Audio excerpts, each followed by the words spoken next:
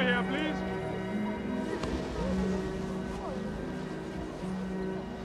Sir? Go on. Have a good send-off. Yes, sir. Thank you, sir. Mr. Abrahams gave me a picture, the light of the world. Fellows have given me a set of Guatemalas, up to $2. The ones with the parrot and the pillar on. Look, sir. Oh, splendid, splendid. And, what did Mr. Abrahams say to you?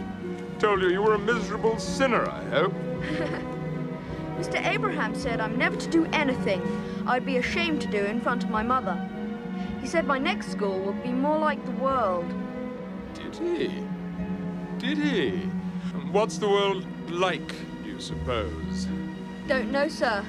I'm a boy. Do you have any elder brothers, or? No, sir. Only Kitty and Ada. They're my sisters, sir. No uncles? No, sir. There's Dr. Barry. He knew my father before he died. So you don't really know a great many grown-up fellows? No, not really, sir. Mother keeps a coachman, and George for the garden. But of course, you mean gentlemen. Oh, I'm going to talk to you for a few moments as if I were your father. It isn't anything your mother could say. Do you see?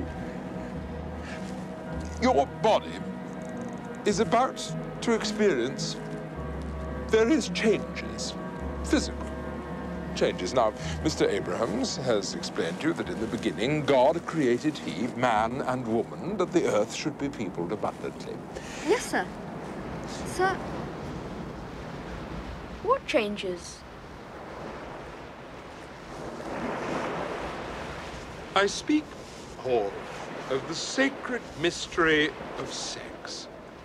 The act of procreation between a man and his wife. The procreation, indeed, of all creeping things. You will discover that your membrum virilis, that's Latin for weir. Weir, sir. Means man, sir. Very good. Very good. Look, this might be easier if I... That thing. There. Now, that will develop and grow larger. You see? And when that happens, the man lies very, very close to his wife. And he puts his membrum virilis into her vagina. Thus. And then, in due course, she will bring forth his child. Seminiferous tubules, labia, major and minor, ducts. Vulva. That is the very crown of life, Paul. God's wondrous purpose. Your body is his temple, and you must never, ever pollute that temple. And when, as one day I'm sure you fall in love and marry, you will discover to serve and protect woman and have children by her is life's chiefest glory. Yes, sir. And you must never, ever mention any of this to your mother or indeed to any lady. And if at your next school the fellows mention it, just shut them up. Tell them you know. I think I shan't marry. What? Look, in 10 years to the day, I invite you and your wife to dine with me and my wife as our guests. What do you say? Oh, sir! Yes. To bargain, then, is it? Now, oh, God, those infernal designs. Sir, won't they be all right? The tide will have covered them by now. Oh, that's the rising tide. I only hope to God he's right. My God.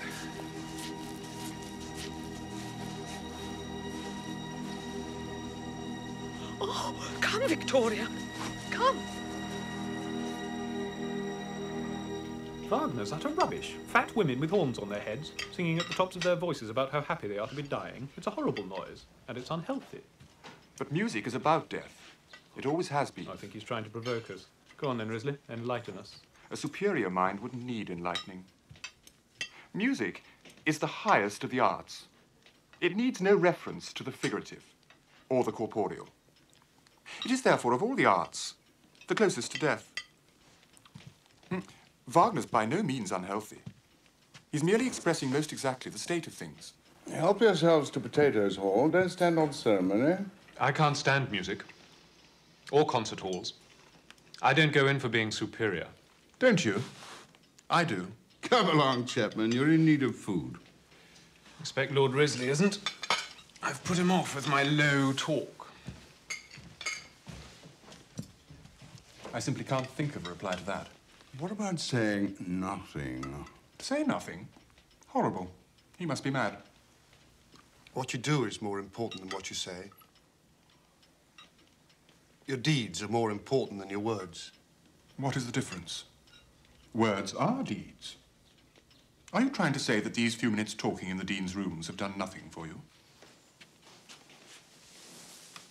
Will you, for instance, ever forget that you've met me? You're confusing what is important with what is impressive. Chapman and Hall will always remember they've met you, of that I've no doubt. Exactly, because of my conversation. Or they'll forget that they were engaged in the act of eating a cutlet. At least the cutlet does some good to them. You do not. I mean, Dean, that a cutlet merely influences their subconscious life. I, by my words, shape the consciousness. I am, therefore, not only more impressive than the cutlet, but infinitely more important. Your Dean here dwells in superstitious clouds of Christian self-righteousness. Your Dean pretends that only insensate faith is of any significance, and daily he droops, soporific, into his soup. Oh, Risley, shut up. Come on. I think if a man has ideas like that, he should have the courtesy to keep them to himself. No, no, no. On the contrary, one must talk, talk, talk.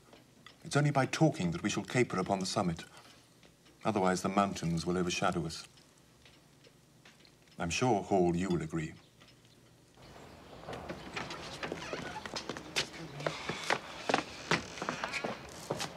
Wait.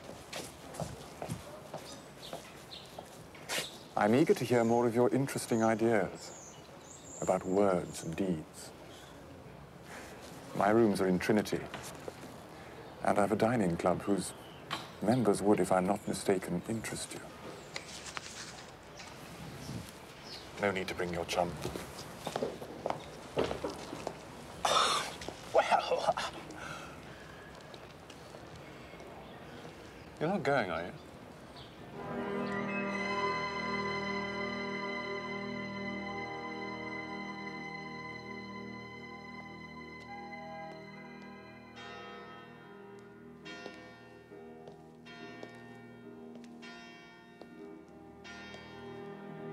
Salutations, Risley.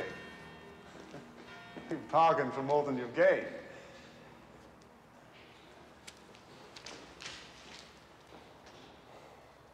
Risley, you bargained for more than you've gained.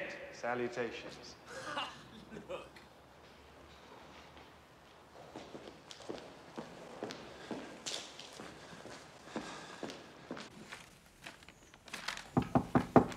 Come in. Hello? You're Durham, aren't you? Yes? I was looking for Risley. You don't know where he is. He's debating at the Union. I was just stealing his pathetic symphony. I'm reading a paper on Tchaikovsky, but I cannot find the third movement, if it's here at all, which I don't think it is. Feastonhay's got a pianola. I know. His rooms are directly above mine. Oh, well, I'll come back with you then. You're living in college now? Beginning my second year. I'm third. I have seen you, though. Hall, isn't it? If Risley's not coming, perhaps I'd better get back. I didn't know you knew Risley. He's a dangerous man.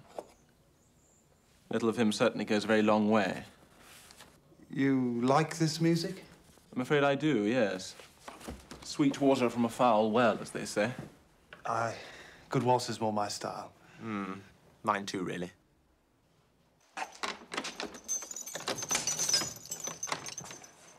Thank you. Good night. Good night, sir. Hall? Got your third movement. I thought I'd come along with you instead. Here, give me some of those things to carry. That's all right. I think I've got them safe now. Good night. Night. Thank you. Sir. Give.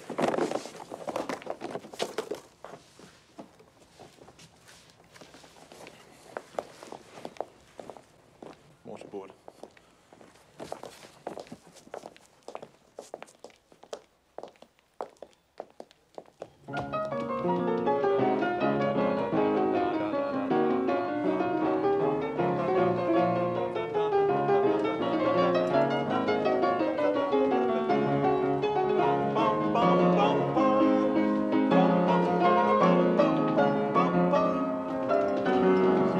This bit's mad. Paul, you should be at this end. You should get as far away from the machine as you can.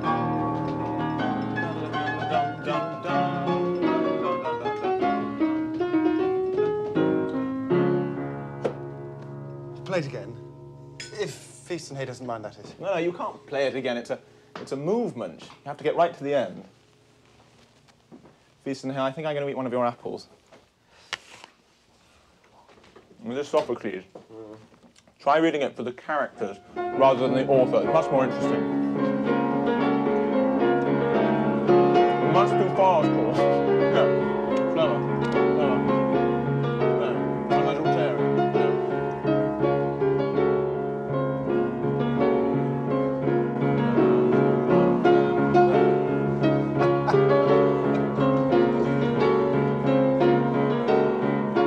This bit isn't as jolly, really, is it?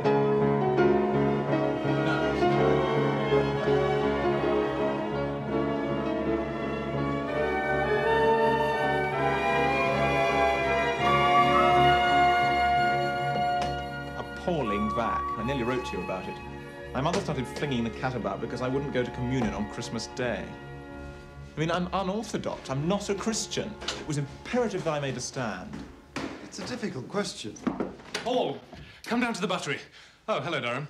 Halliday's been given a case of hock for Christmas. Reward for good behaviour over the back. He's asked for us. I'm sorry, Chapman, not now. We're fixing something. Oh, I see. Sorry. Well, perhaps we'll see you later then. Have you known Chapman long? 5 years, here and at school. Give me a cigarette, would you? I mean, you've got a mother and sisters. All the way through that row, I was thinking what you would have done. My mother never makes a row about anything. That's because you've never done anything she wouldn't approve, I expect. You never will. I'm disgusted with mine. I despise her character. There. I've told you something no one else in the world knows. Won't tell. Tell me about your home life. Nothing to say, we just go on. Lucky devils. Rotten vac, eh? Yes, it was. Rotten. Misery and hell. Oh, that really hurt. What? Ow! Misery and hell, eh? No, Paul, no. Please, I've got to go. Don't be such a fool. I've got to go. I've got a lecture. Why don't you go there if you're going? Because I can't. You think I don't think, but I can tell you I do. Every human soul has, at some stage, beheld an excellent being.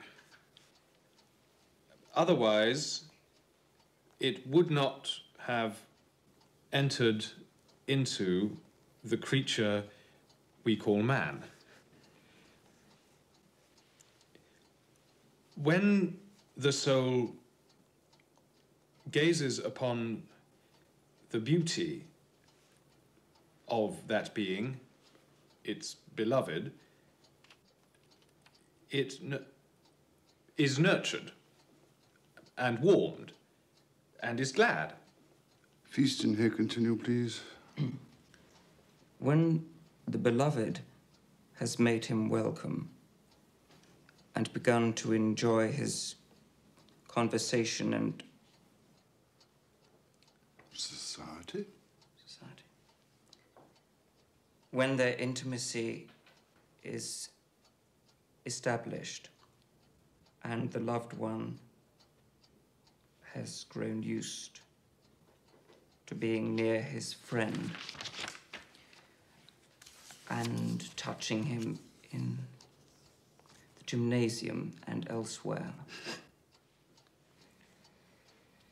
The current, which Zeus in love with Ganymede called the stream of longing. Omit the reference to the unspeakable vice of the Greeks.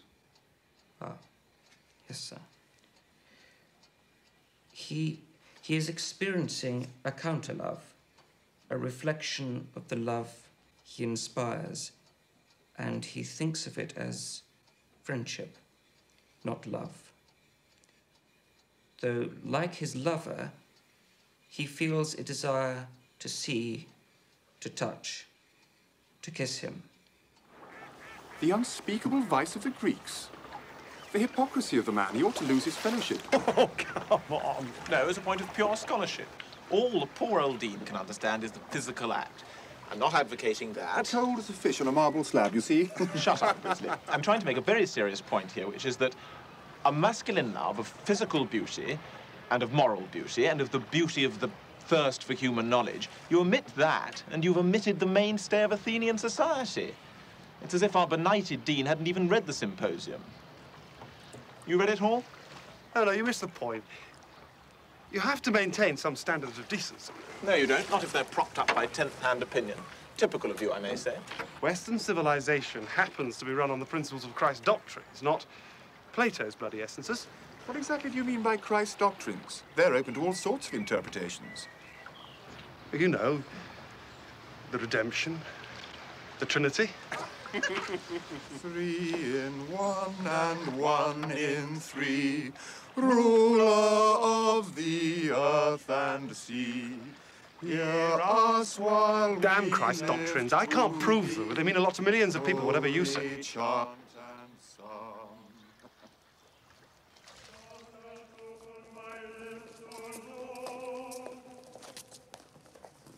Paul?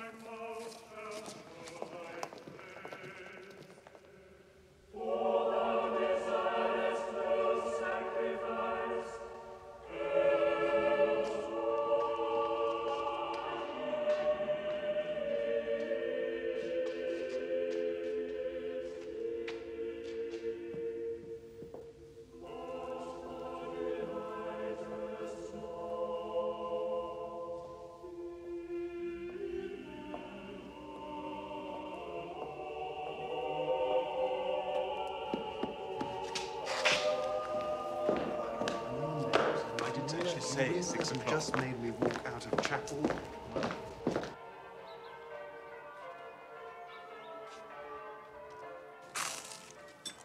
I just don't understand it. Your father always went to church. I can't help it, Mother. I'm made that way. It's no use arguing. Durham. I wonder if that's Alicia Durham's brother. Besides, I'm not my father. Maury. What a thing to say. Well, he isn't. Really, Mother, come on. Kissy, we are talking about things not suited, and you are perfectly wrong besides. Maury is the image of his father. Dr. Barry said so. Dr. Barry doesn't go to church himself. Dr. Barry is a most clever man, and so is Mrs. Barry. Imagine Mrs. Barry being a man.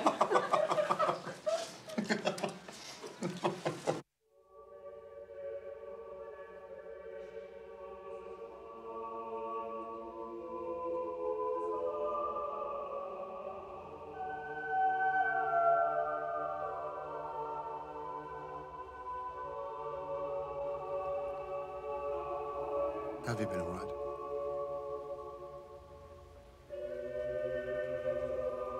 Have you? No.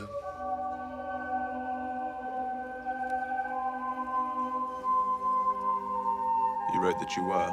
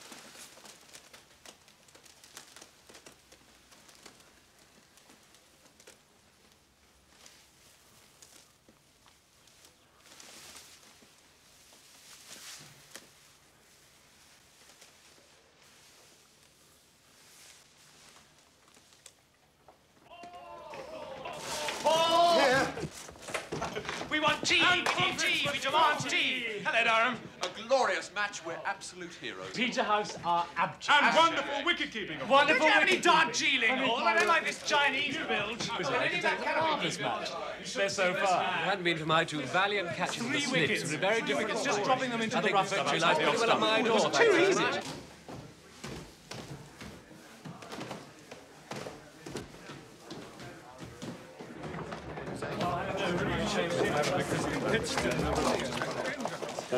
Paul. Durham, where did you get to? I know you read those books in the back. How do you mean? You'll understand then. I don't have to explain. Understand what? That I love you. Don't talk rubbish.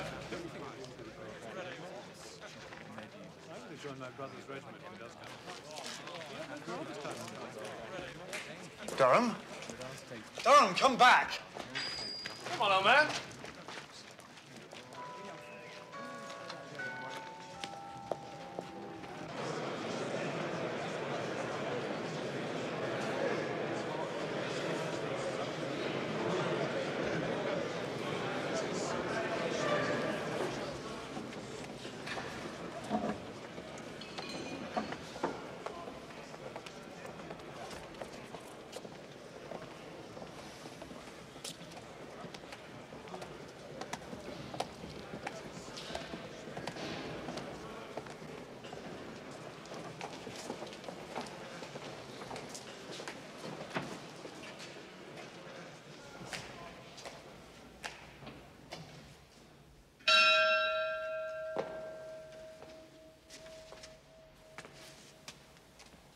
Benedict Domine nobis, et his donis tuis, quae de tua gratia et munificentia sumus iam sumpturi. Et concede ut illis salubrita a te nutriti, tibi debitum obsequium praestare valeamus per Christum Dominum nostrum. Amen.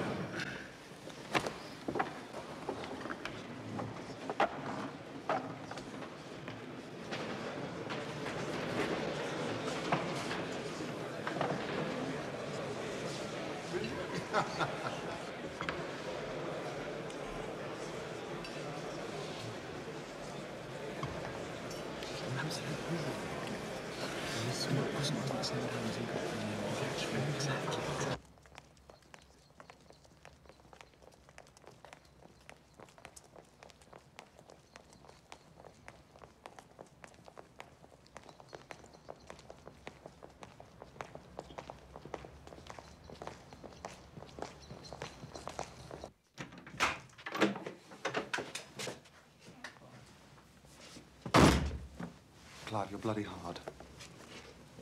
You don't know what it is to have a mind in a mess. It makes you very hard. Oh, Hall, don't be so stupid. You must know that to be alone with you hurts me.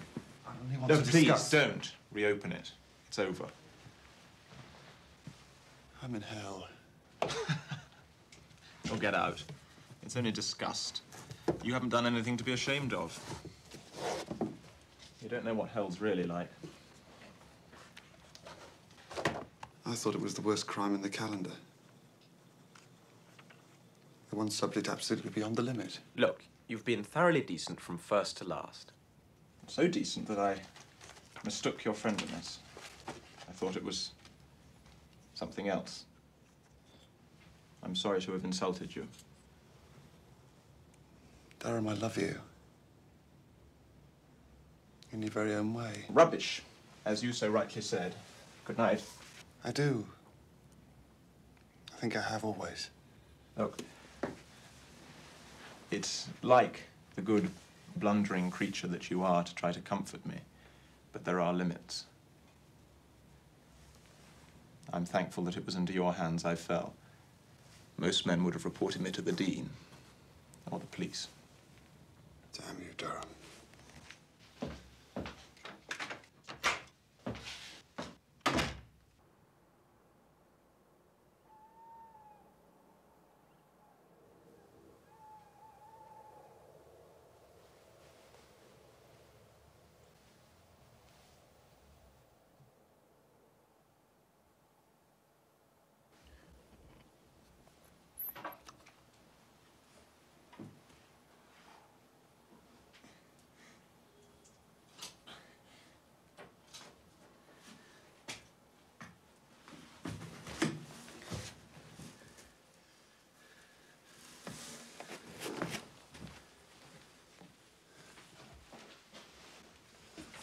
Morris.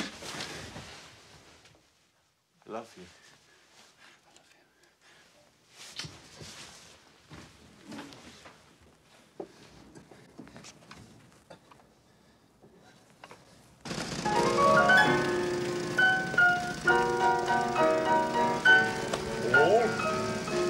It's the Dean. Lord! Did you have a lecture? I overslept. Paul! Stop when I speak to you!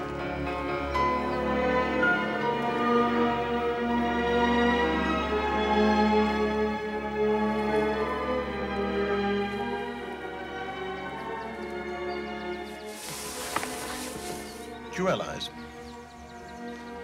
I would have gone through life half awake if you'd had the decency to leave me alone.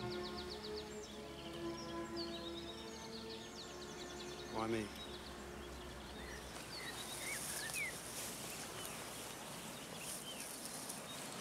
Perhaps we woke up each other.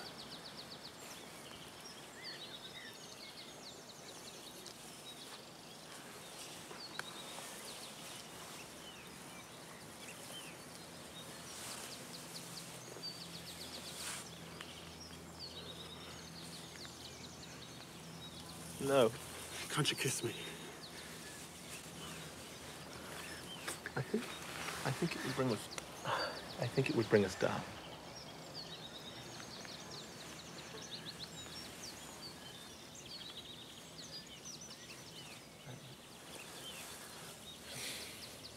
I think it would spoil everything. This harmony.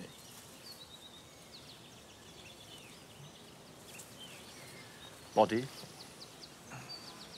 mind, soul. I don't think women have even guessed. As you know.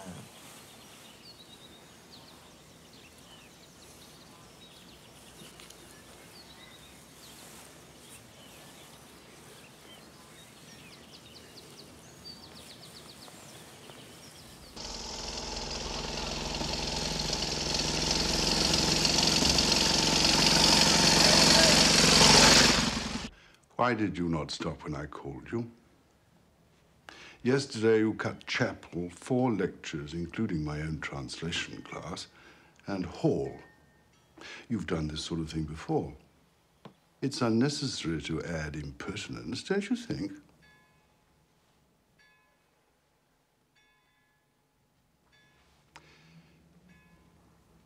Very well. I'm sending you down. You will catch the 12 o'clock. Unless you write me a letter of apology, I shall not recommend your readmission to college in October.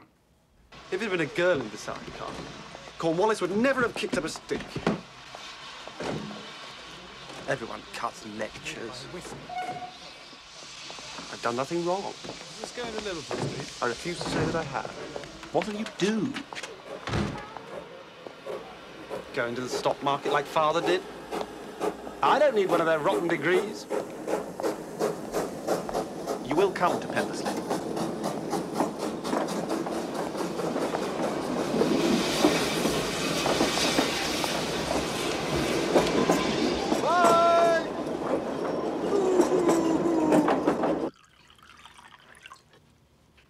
Not quite what you expected, eh? Dr. Barry. Not quite as anyone expected. Still, these past few weeks it's become apparent to me that it's time a man was here to head this household again. Ah, well, it's all for the best. What do you want with a degree? They were never meant for the suburban classes. I mean, you're not going to become a parson or a barrister or a pedagogue when you're not a country gentleman. That's a sheer waste of time. The city's your place. Absolutely right to insult the Dean. If anything, I feel insulted by him. Treated like a schoolboy. You see, your mother doesn't understand how you feel. She's worried because you don't apologize. To my mind, these things work themselves out. You see, you got yourself into an atmosphere for which you were not suited, and you very properly took the first chance to get out. How do you mean? Oh, still not clear. I mean that a gentleman would have apologized by instinct if he'd found that he'd behaved as you did. I think it's time I turned in. How dare you bully your mother, Maurice? You ought to be horsewhipped. Swaggering about instead of begging her to forgive you. She comes to me with tears in her eyes and asks me to say something. But now, don't answer me, sir. Don't answer me. I want none of your speech. You're a disgrace to chivalry. I'm disappointed and disgusted with you.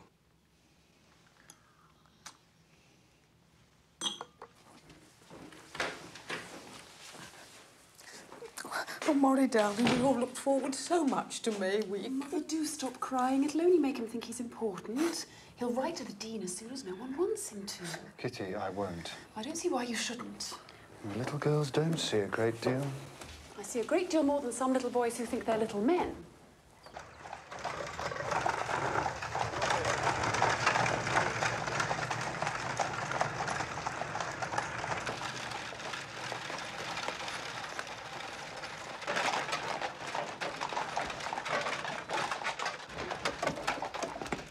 No, I'm very complimentary.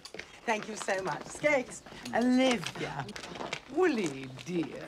I think everyone should curtsy, don't you? I've had such an interesting talk with Mr. Hall. And isn't Clive handsome? Mother, this is Maurice Hall. Welcome to Pendersley, Mr. Hall. How do you do? Woolly? Yes, well, so lovely. How are you? Those, come on. Oh, by the way, if my mother or my sister ask you to do this or that tomorrow, don't worry. Say yes if you want, but you're actually going to ride with me and they know it. It's just their ritual. But I haven't brought any riding breeches. Ah, well, I can't associate with you in that case. Deep breath.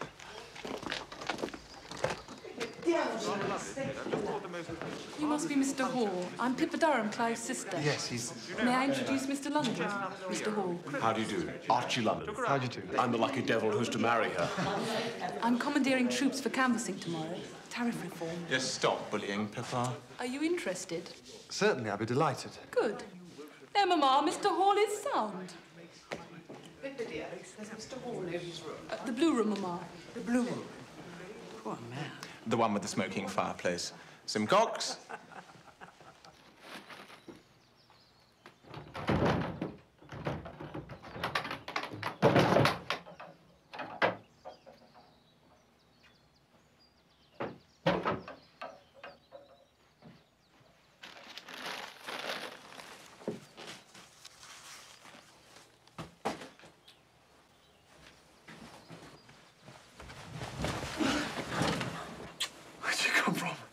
The old schoolroom, our study. That's why you've been put to stay in this dog's misery. Come. It's as much like college as I could make it.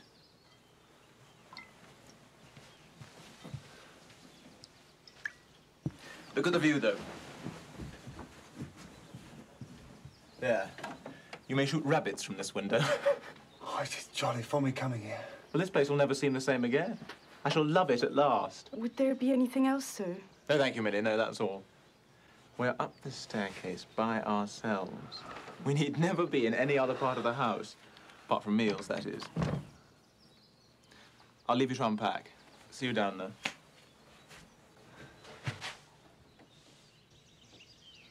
I hope you can find enough news yourself. Choose between a really swagger regiment with a new Forster without any great kingly favour. We dressed and But I came chose the down royals because to find water lapping at the foot of the staircase. And all the waiters wearing green leather waders.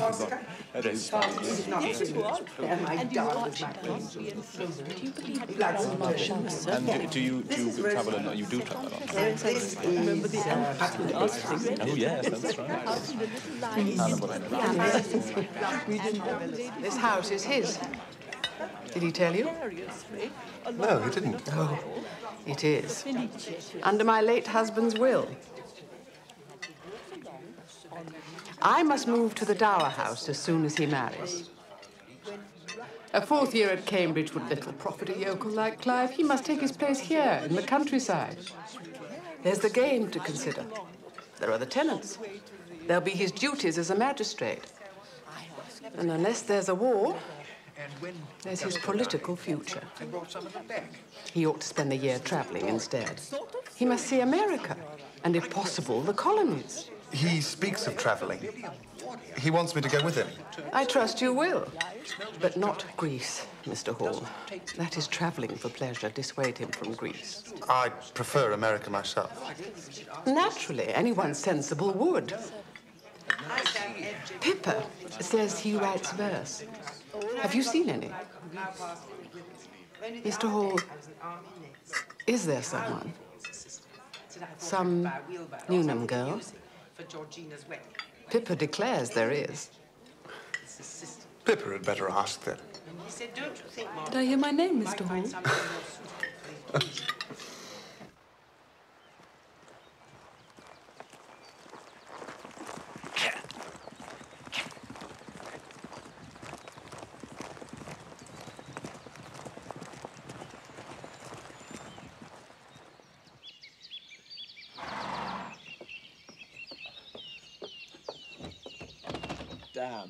Damn, it's locked. The Goblin House. My grandfather's grandfather built it. I locked Pippa in here for a whole day once when we were small.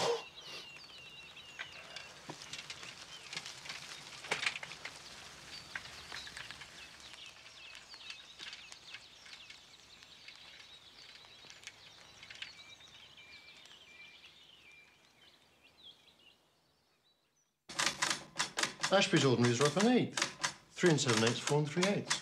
What's Barclay Perkins doing? Debit 1, 87.90. Gas stage to recovery. What about Alliance and Dublin? Alliance and Dublin.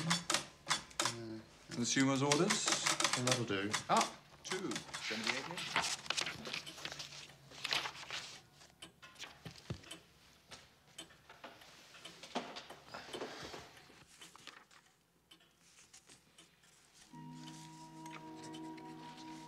Perhaps, dear Mrs. Hall, when Clive has finally completed, and pray heaven passed, his bar examinations, would Ada not like to come down and stay with us here at Pendersley?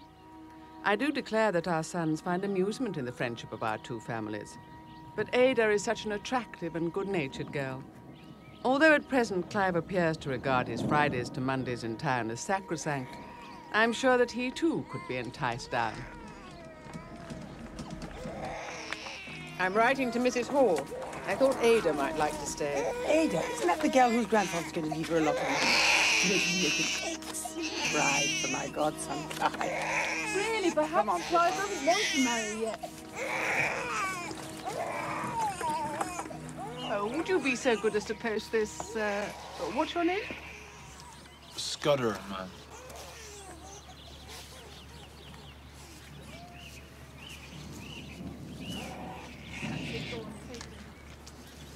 We are all very snug in our little house, Mrs. Durham, now that Maurice is living at home after so long away. Each day he eats a vast breakfast and then catches the 8:36. He returns at 4:59 and lays down the law. He has developed, under your son's influence, into far more of a personage than we had expected. One hardly begrudges him the time he spends as Clive's guest in London. Is Clive not fortunate to have a London house now as well as beautiful Pendersley Park? I do confess that I'm looking forward to meeting their amusing London set, pictures of some of whom we see in the illustrated newspapers here at dull Afriston Gardens. But I concentrated on rather frisky, I thought, for Harrogate. Do you think I might have one of your cigarettes? Do you not think that Morris's moustache will be the making of him? No, it's revolting. Thank you, Clive.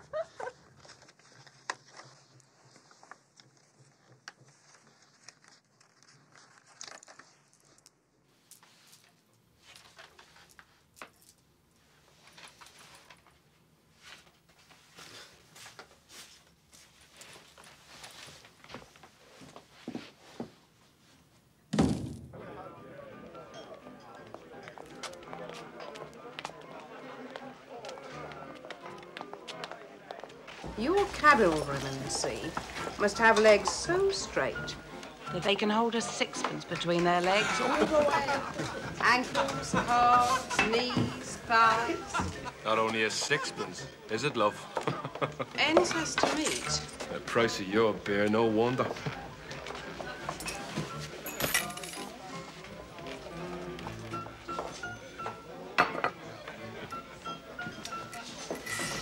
You'll never do it. Man, it's you.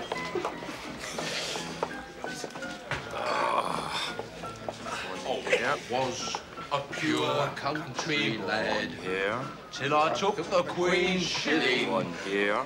And now it seems I've turned out bad. It's there. I was always winning.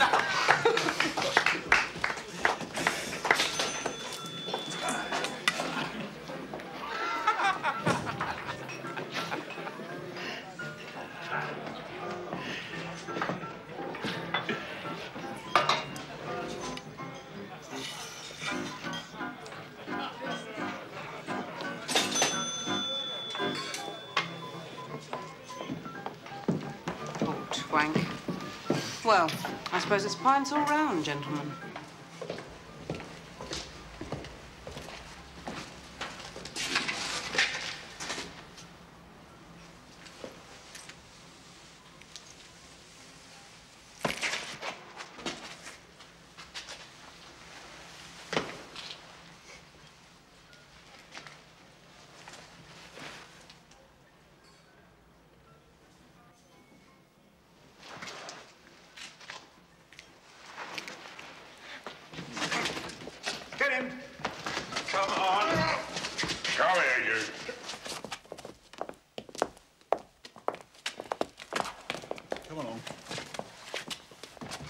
Give me my hat.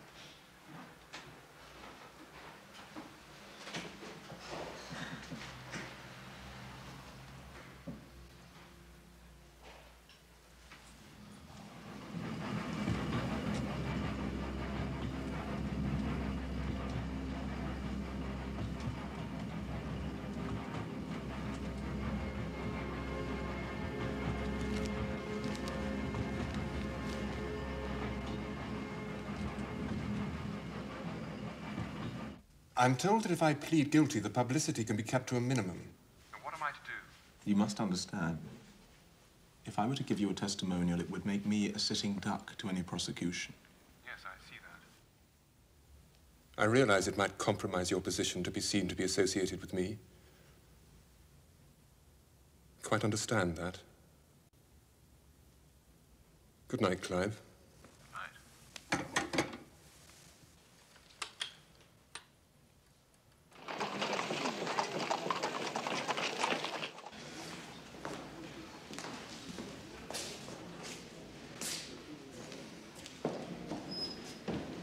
Maurice.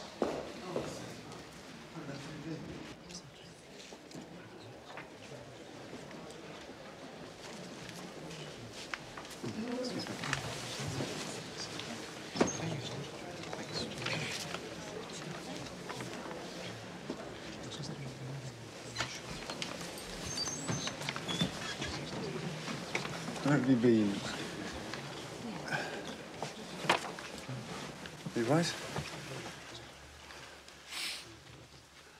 Clive? Yes, thank you, Maurice. I'm fine. Please, don't nanny me.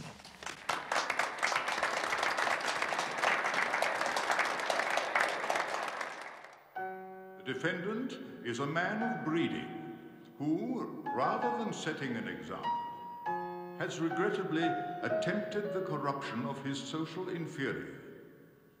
He is a man of considerable learning who has taken advantage of the gullibility and the baser passions of his intellectual inferior. Lord Risley, your guilt has been unquestionably proven before this court. As you are no doubt aware, I am empowered to sentence you to imprisonment with flogging. However, in view of the promising career in politics, which has been terminated by your disgrace, and in view of the position in society which you have forfeited, I am inclined to leniency in sentencing you to 6 months' imprisonment with hard labor. Silence! I am satisfied that you will pay for this for the rest of your life. Take him down.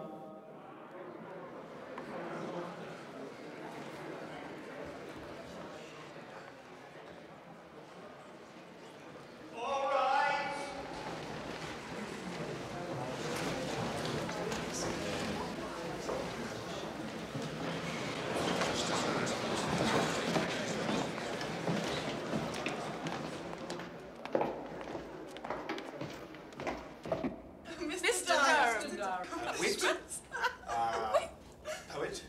Breeding. Breeding. And now, legal legislator. Clive Durham, barrister at arms. Clive Durham, our honoured friend. Barrister at law. Mr. Durham. Sorry, to the most marvellous evening. Come on, Clive, on your feet. Reply. To the Durhams of Pendersley Park. Oh, I say, I'm going to think. Maury, quickly. Clive. Get a pillow. Kitty, a pillow. Ada, brandy. Mother. What is it? Fan him. Oh, Maury, what is it? Oh, fan him.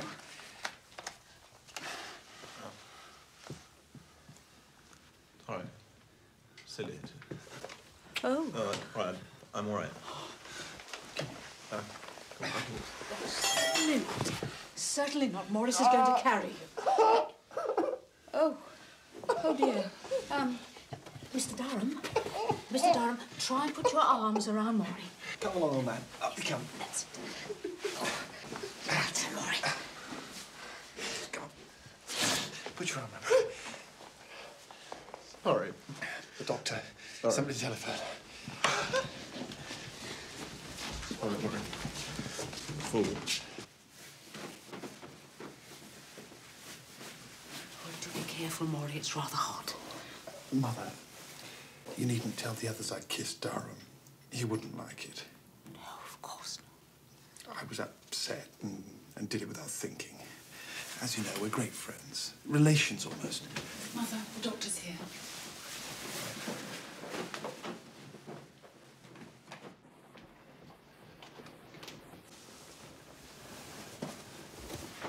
Where shall I put the hot water bottle?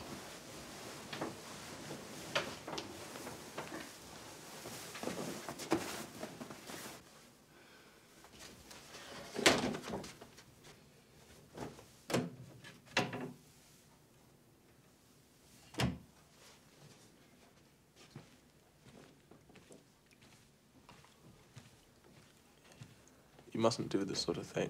You mustn't, it's filthy. Doesn't worry me. I don't say this just to please you. You can carry on all night as far as I'm concerned. Although the doctor's coming up. He'll see me like this. I hope he does. Oh, hello, Chad. Sorry to call you out so late. Just curious, Chad. He fainted at dinner, and he can't stop crying. Been working hard? Yes. Now he says he's going to Greece. So we shall. You clear out now. Told your sisters none of you are to come into this room. My sisters, yes. I'm looking after him. You equally. Miss Kitty has telephoned to the Institute for a nurse. Why is everything done in such a damned hurry? Thought a nurse might amuse him. And can't we amuse him? I can nurse him myself. Ooh, have you wheeling the baby next? Beg your pardon? I suppose I ought to have the nurse. Right. She can make you more comfortable than I can.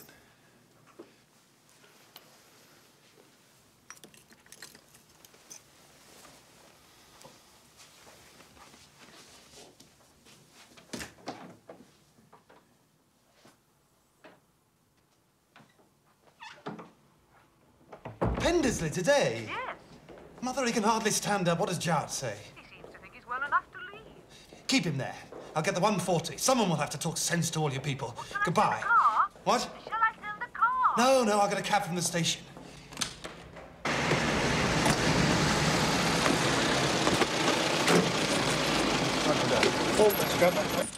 Thank you. Thank you very, very much for being so kind.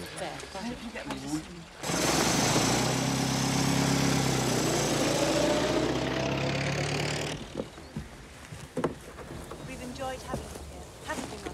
What are you playing at, Clyde? You're far too ill to travel. Thank you so much. Clive, I can't go on being such a bore to your family, Maurice. Don't be absurd.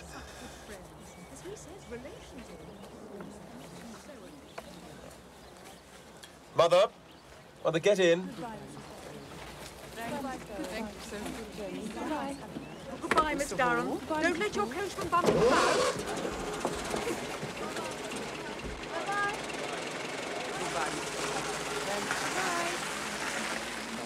Goodbye, and don't forget to get rotation and full reserve, remember.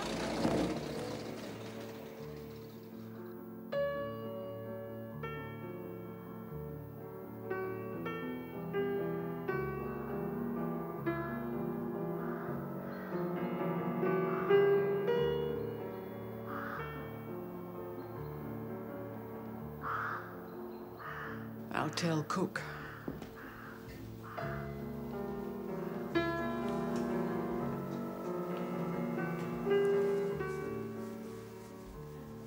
Terrible affair about Viscount Risley, sir. And him a parliamentary private secretary, too.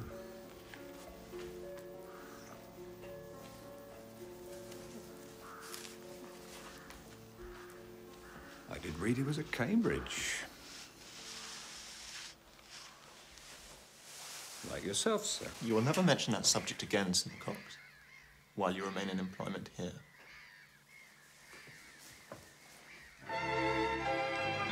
I've become a barrister so that I may enter public life. But why should I enter public life? Who wants me? Your mother says the country does.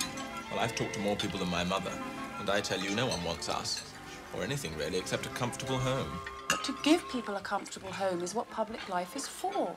Is, or ought to be. Well, it's all the same. Or is and ought are not the same. Quite right, Mrs. Horn. You sound as if you have no use whatsoever for Greece, Mr. Horn. It sounds out of repair. A heap of old stones. Without any paint on. We shall know what it is if you fall over this time, Mr. Durham. Your health, and the health of all the ladies. Maurice, come. The ladies. Ladies. Ladies.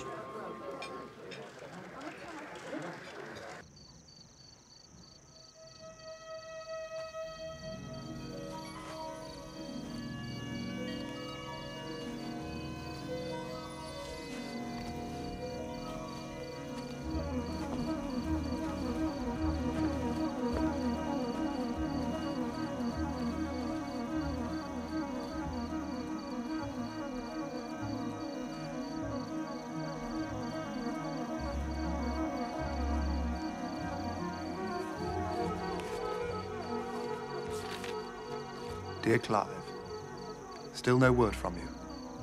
So here is my news. I am practicing a regimen of severe self-discipline. Our Wednesdays and our weekends I spend in the darkest reaches of Bermondsey, with the dockers lads at the mission. It's a far cry from our metropolitan pleasures. I am supposed to be teaching them the gentle art of boxing. More often than not, I get the pummeling. Preferable to the pummeling you gave me at the Wigmore Hall. Ha ha. Most of the other evenings I spend working through that reading list you once gave me. Clive, I'm so worried at not hearing from you. I get no sleep worrying, for fear that you've fallen ill again. I've looked out your connections and would expect you back by Tuesday week. Wire if you can on reaching Dover. I don't have to tell you how much I miss you.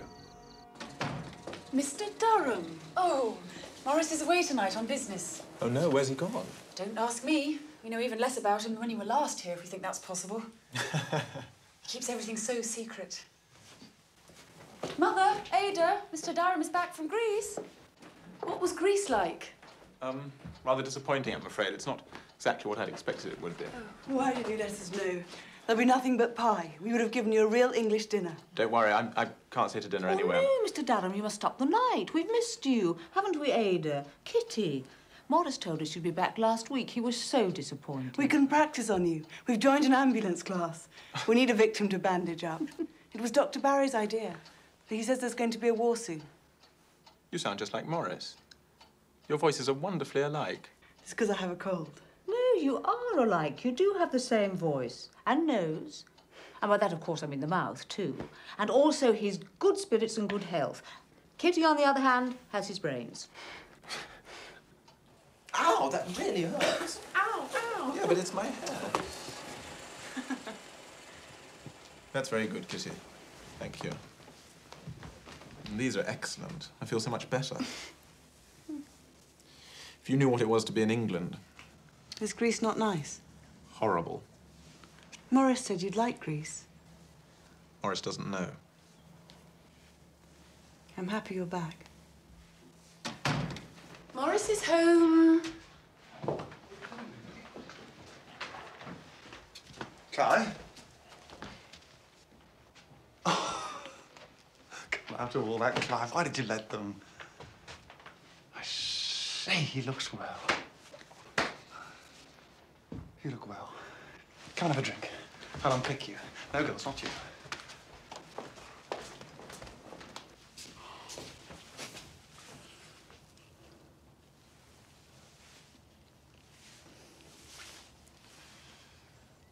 Why didn't you answer my letters?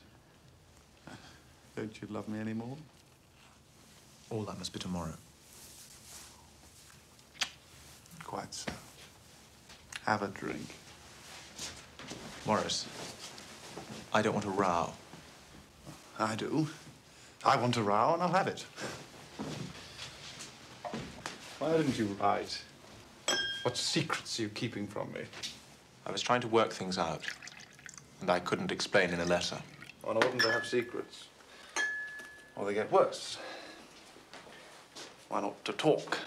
No, thank you. Huh. Talk, talk, talk. Provided one has someone to talk to, as you and I have. I've thought about this solidly for the last month and a half. We've got to change, you and I. Can the leopard change his spots? Clive, you're in a muddle. What is it you're afraid to tell me? Surely we've got past sparing each other. We can't trust anyone else. You and I are outlaws. All this would be taken away from us if people knew. Precisely. By continuing like this, you and I are risking everything we have. Our careers, our families, our names. Balls. I don't give a damn about name. What sort of a life would I have without you? I risk everything, and gladly, because the one thing I'd dread losing is you. You're the only happiness there is for me. There are other ways to be happy, you know. We could explore those a little. Not for me. Maurice, think how easy life is for people who don't have to go through all this. This secrecy, never being able to talk about the person whom you're in love with to anybody. Imagining the servants are thinking things. Always being asked when you're going to get married and having every bloody girl paraded in front of you because your family's so desperate. You want to get married? Is that it? You're in love with some girl? Who is it? No one. But don't you think it would be wonderful if there were someone who I could care about in the same way that I do about you? We love each other. And know it. For God's sake, Maurice, hold your tongue for a moment. If I were in love with anyone now, then it would be with some nice girl. Like Ada. Ada? I take her at random as an example. Well, you scarcely know Ada. Don't be so stupid. Try to understand. We must change. I like you enormously. More than any man I've ever met. Did you say something to Ada just before I came in? Didn't you hear my car come up? Why did Kitty and my mother come out and not you and Ada? Look, I really can't be cross-examined about your sister. Why not? You must shut up and concentrate, Maurice. Ada? What for? Ada? Maurice, no. Ada? It mustn't Ada? end in a row. No, you can't drag in a woman. I won't have it. Key! Leave it! Maurice, don't make it worse.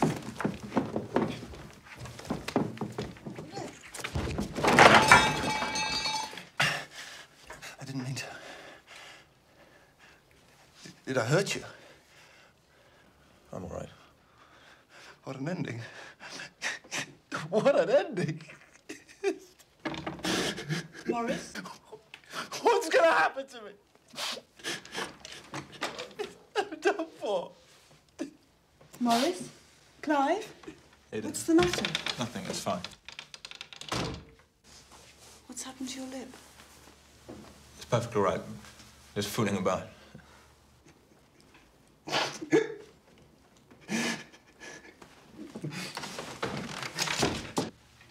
Maurice? Don't be an ass. Listen, he's fine.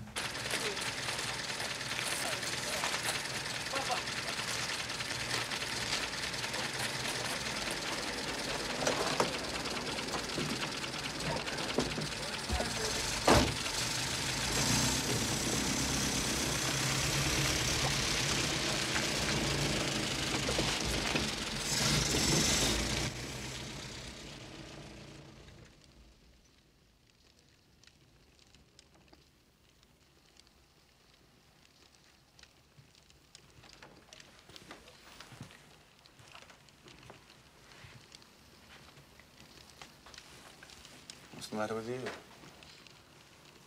Nothing. Yes, there is. I can see it. You can't take me in. No, really, Maurice, it's nothing. Why? What did he say? Nothing. Who said nothing? Clive. He said nothing. Clive, is it? What is Mr. Durham to you? Answer.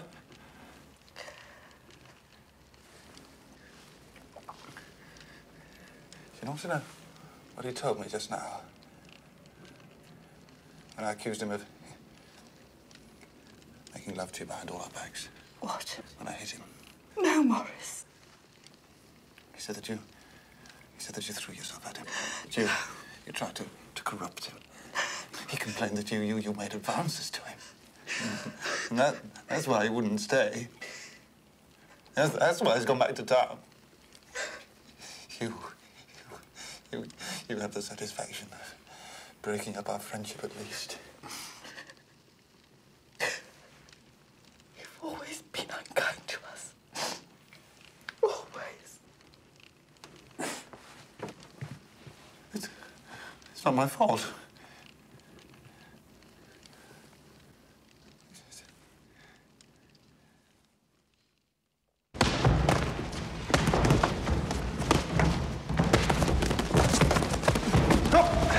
Remember, step back.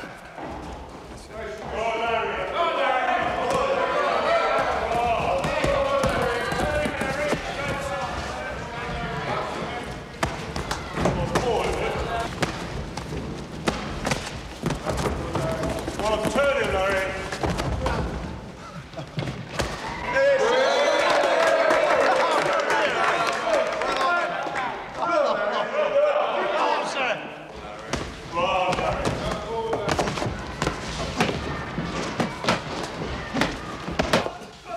It's good of you, sir.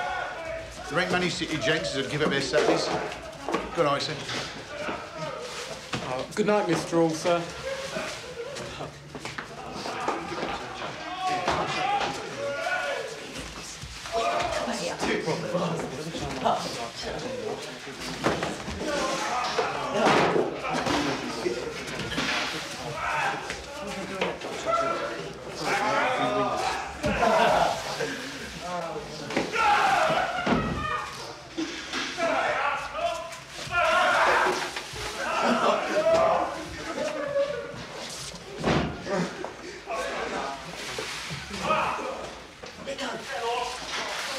Children, Clive Durham is engaged to be married.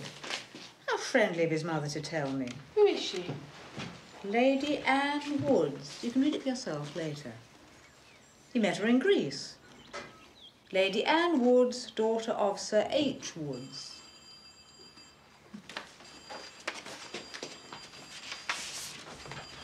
Oh, Mother, you got it wrong. What Mrs. Durham wrote is, I will now tell you the name of the lady. Anne Woods, daughter of Sir H. Woods.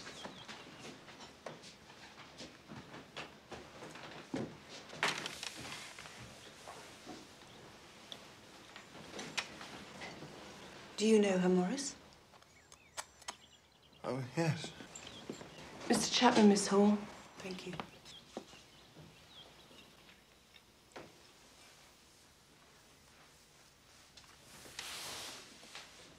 Ada.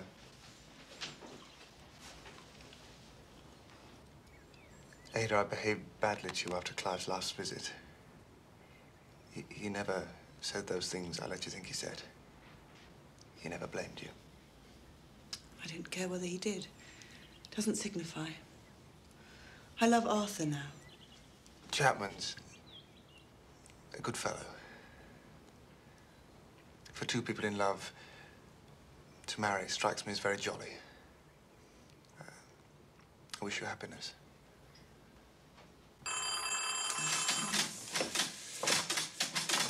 Hello. Mr. Hall, please. Hall. Argentine Northern Land. Come up again. Up sick. Hello? Hello, Maurice. You'll have heard my news.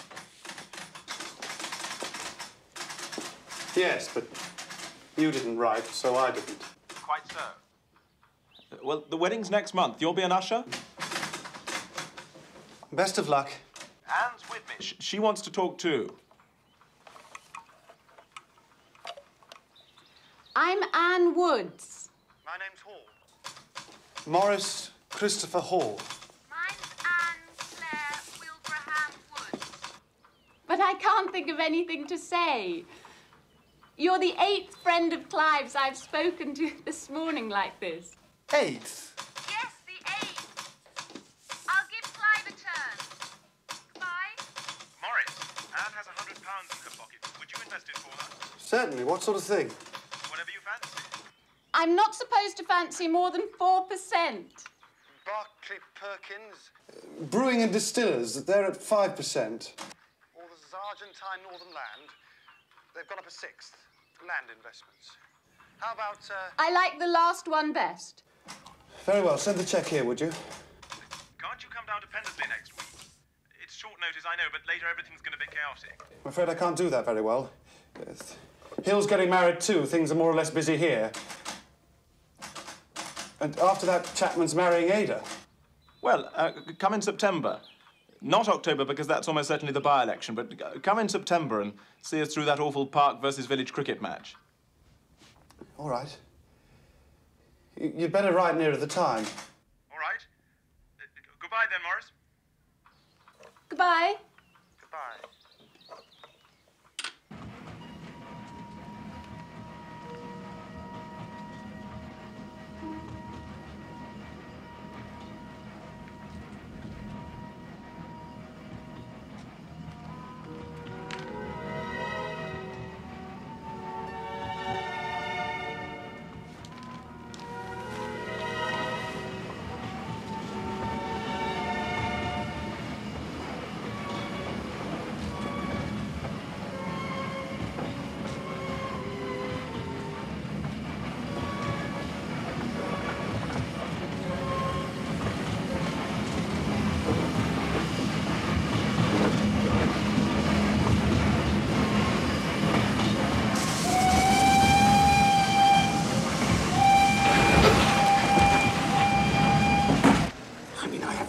Consulting room. It's an illness too awfully intimate for Jarrett. You're the only doctor alive I dare tell. A secret trouble, eh? Right. Well, excuse me, my dear. Won't be a moment. Come along, then.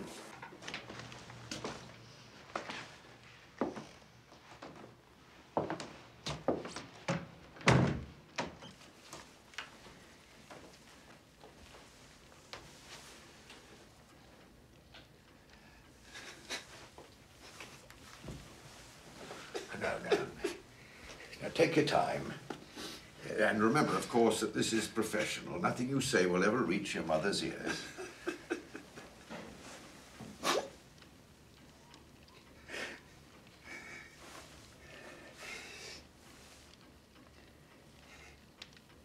It's about women.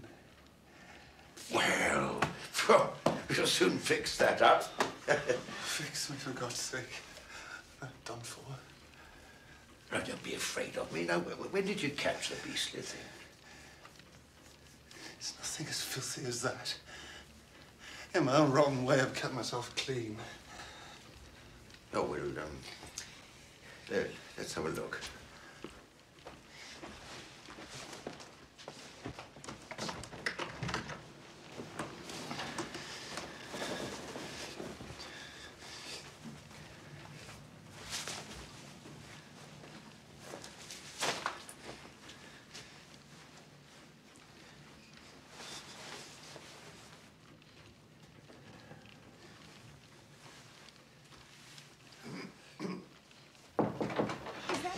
Dr. Gay? It's all right, Etty.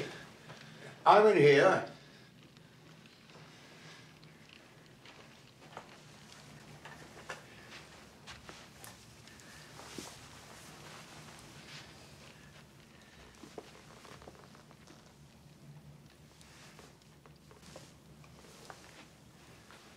You're all right.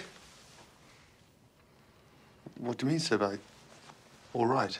Well, what I say. You're a clean man. Nothing wrong with you down there.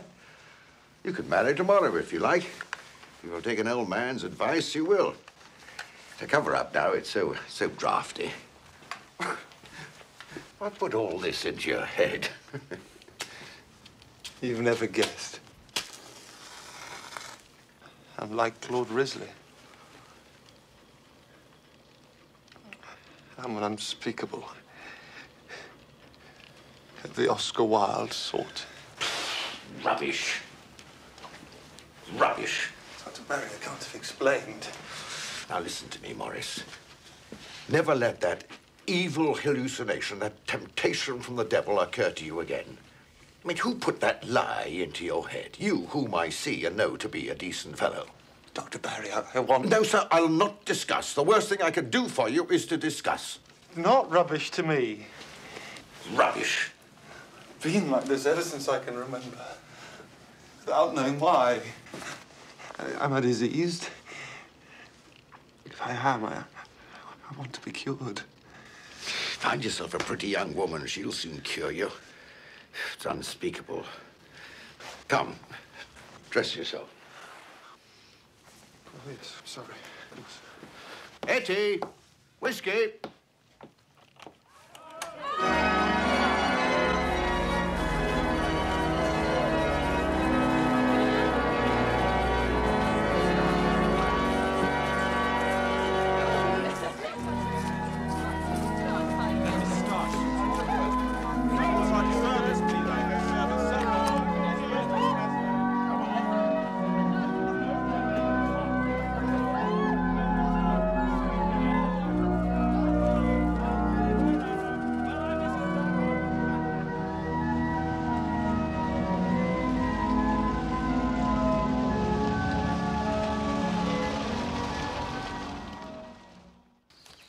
Mine!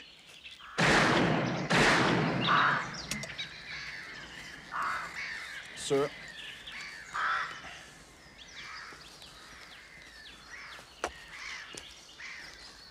Bullseye. One less bunny money for Durham to lose sleep over. What? Oh, buck up, man. Corpore sano. Look out! Mine! Damn! So you gentlemen wish to continue shooting. The mist's coming down. I suppose he thinks it's our fault. Very well, Scudder. We may as well pack it in. You'll bring the game book up to the house. Oh, cheer up, old man. What has got into you? Would you believe? It's my birthday. Good Lord, is it really? I say, old man, many happy returns. Durham never mentioned it at all. Durham's far too busy canvassing. Come on. Let's toast it in Chisky. That's more like it.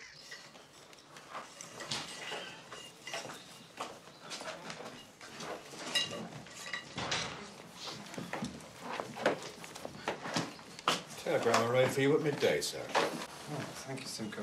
Crazy. Durham did remember your birthday. Shall we have that drink? 2 large Chiskies, Simcoe. Very good, sir.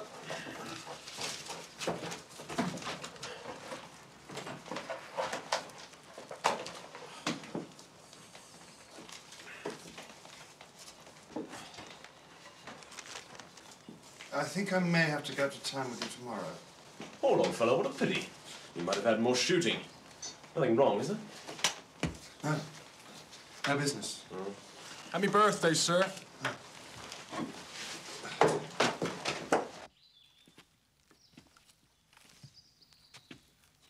Hello. Did you have a good day shooting?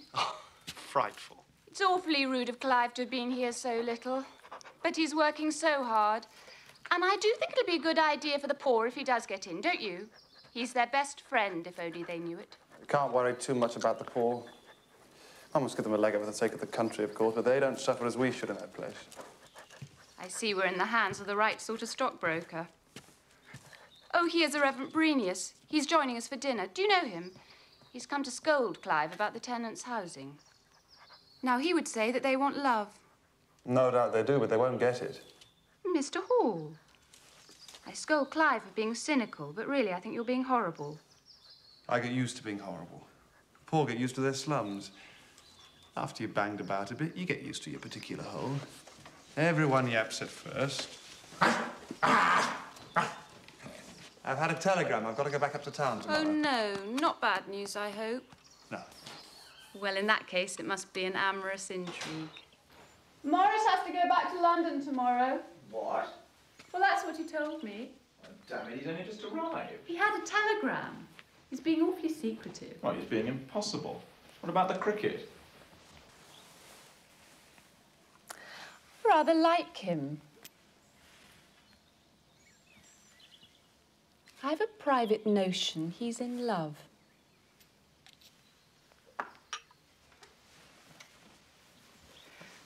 I think he has a little girl up in London.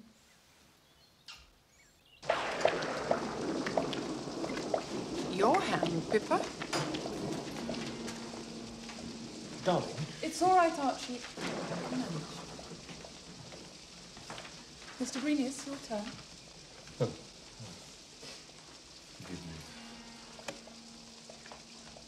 The family ghost again. There's the sweetest little hole in the ceiling. Clive, can't we leave it? Well, we shall have to, but let's move the pianoforte there because I don't think it's going to stand much more.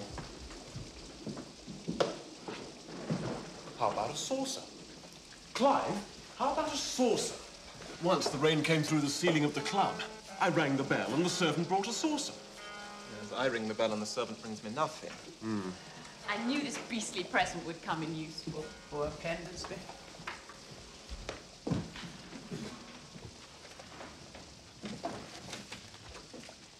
Millie, bring a basin, will you, and a duster, and get one of the men to help shift the piano. The rain's come through again. We have to ring twice. Twice.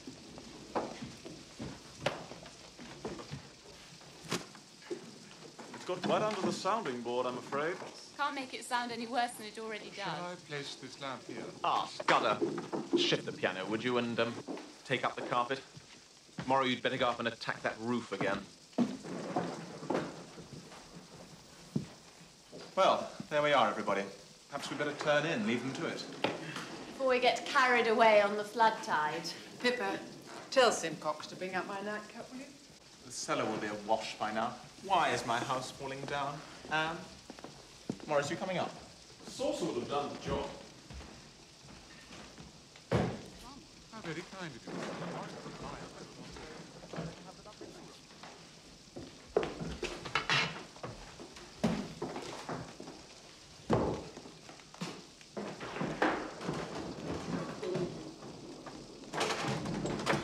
Down there a bit. A bit more. Bit more down. Someone will have to get up in the night, change the bowl. As soon as my body developed, the obscene imaginings began. I thought that some individual curse had descended on me. My schooling was pure enough. A terrific scandal there before my arrival meant that we were drilled all day and policed all night. I had little chance, therefore, to talk about such experiences with my schoolfellows. I am the only son in my family.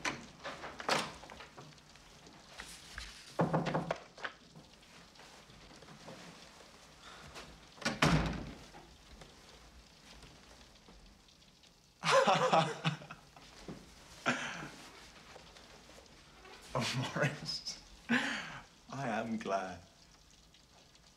Well, it's the greatest thing on earth. Perhaps the only one.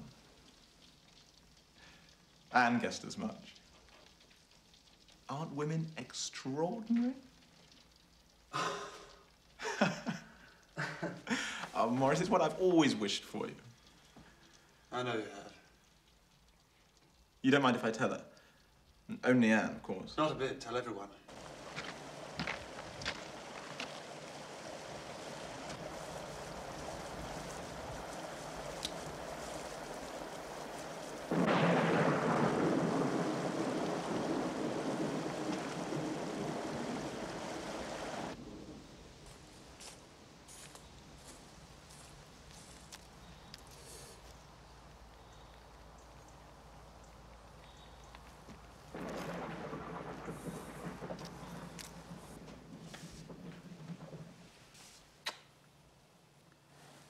You don't mind?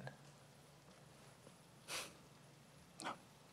I just wanted to show that I hadn't forgotten the past. But I agree. Let's not mention it again. All right.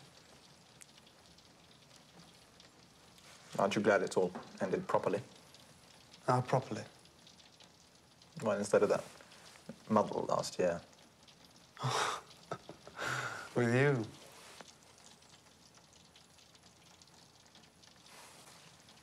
Quits and I'll go.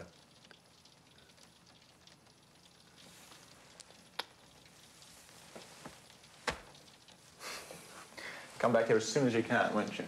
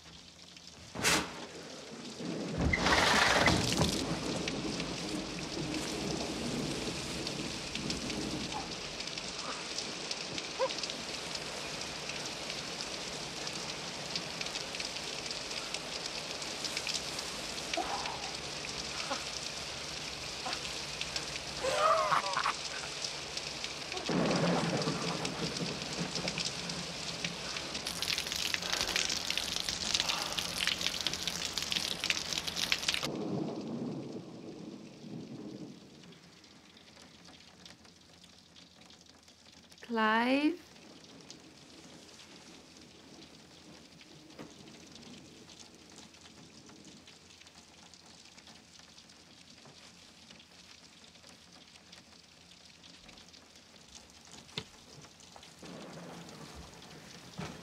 I've been talking to Maurice.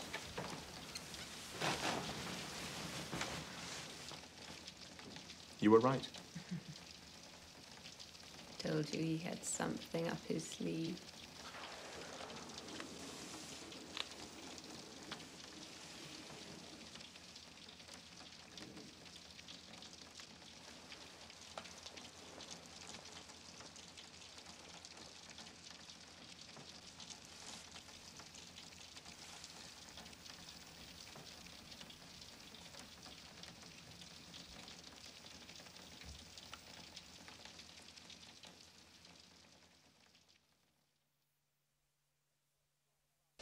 Make sure the tarpaulin covers the cover.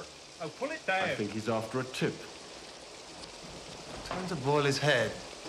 I offered him 5 shillings and he wouldn't take it, damn cheek. Best of luck. I'm so glad you're not really horrible. Are you? Goodbye, dear Maurice. Goodbye. You gave him more, I suppose. 5 shillings not good enough. You'll only take gold.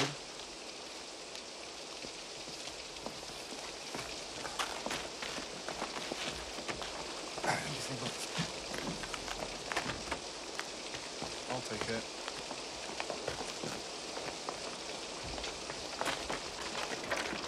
Clive! You're coming back very soon. Good luck. Thanks, old man. Cheerio, old man. Archie, goodbye. Goodbye. Take us, Hincock. Goodbye. Bye. Goodbye. See you soon. Bye, Maurice. Goodbye. I do wish I knew the girl's name.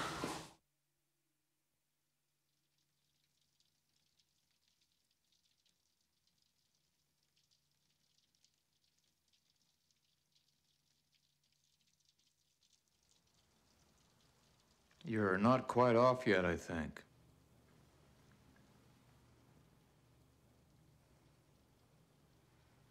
No, I'm not.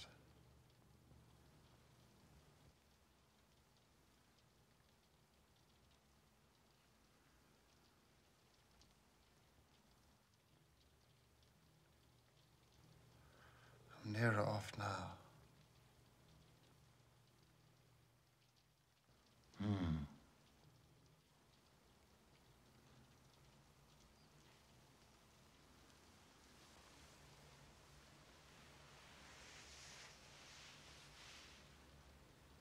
How do you like my consulting room? It's a nice room. Not too dark. Rather dark. You can see the picture on the wall ahead of you.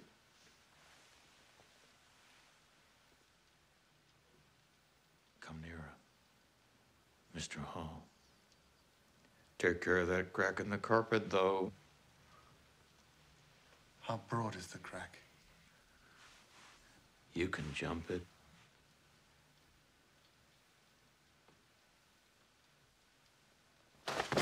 Admirable. Now, what do you suppose this picture is of? Whom is it of?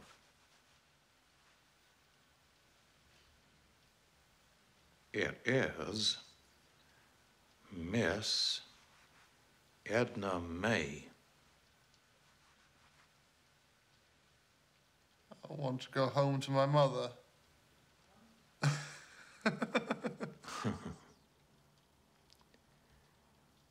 Miss Edna May is beautiful. She is attractive. She's not attractive to me. What an ungallant remark. Oh, Mr. Hall. Look at her lovely hair. I like short hair best. Why?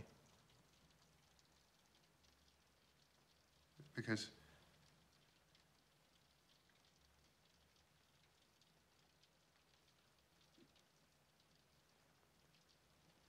because...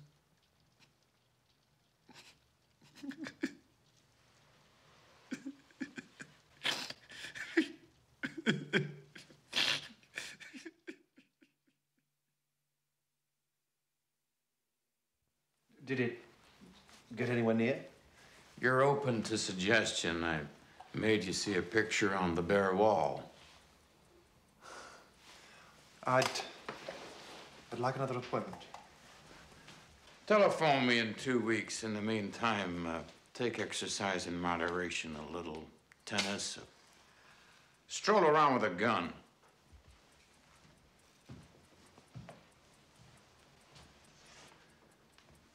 Go back to the country.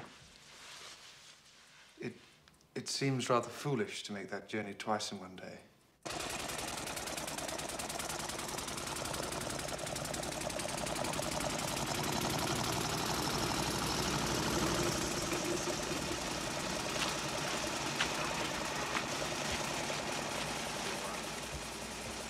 Hail fellow! Good Lord, you did rush back. What a shame. We're just off electioneering overnight. I'm sorry. I had no idea. But I understood distinctly from you that all your servants had been confirmed. I thought so. I did think so, Mr. Borenius. The trouble is, Mrs. Durham, that even if the bishop can be prevailed upon, I have not time to prepare him before he sails.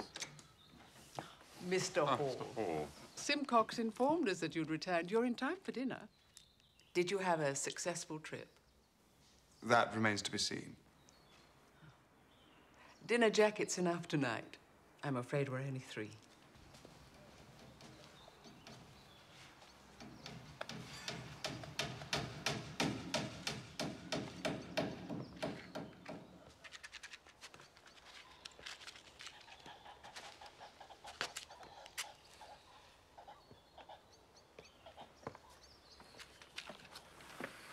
Pardon me, sir.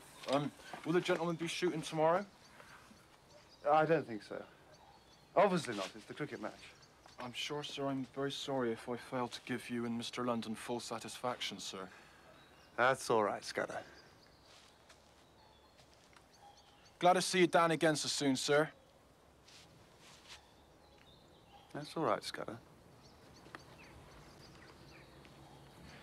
The way that Scudder sprang his notice on Clive. His brother has found him a job in the Argentine. His brother has got him the fare, so off he goes.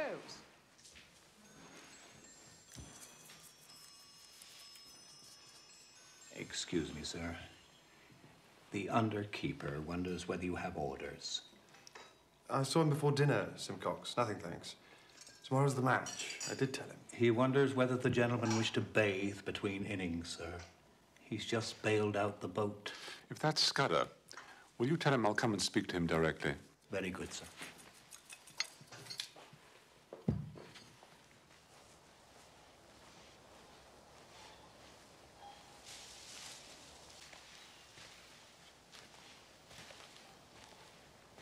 Night, sir. Scudder. Good night. They tell me you're emigrating. That's my idea, sir. Well, good luck to you. Thank you, sir. Seems rather strange. The Argentine, I understand. That's right, sir. Have you ever visited it yourself, sir? No. No, England for me. Night, sir. Good night.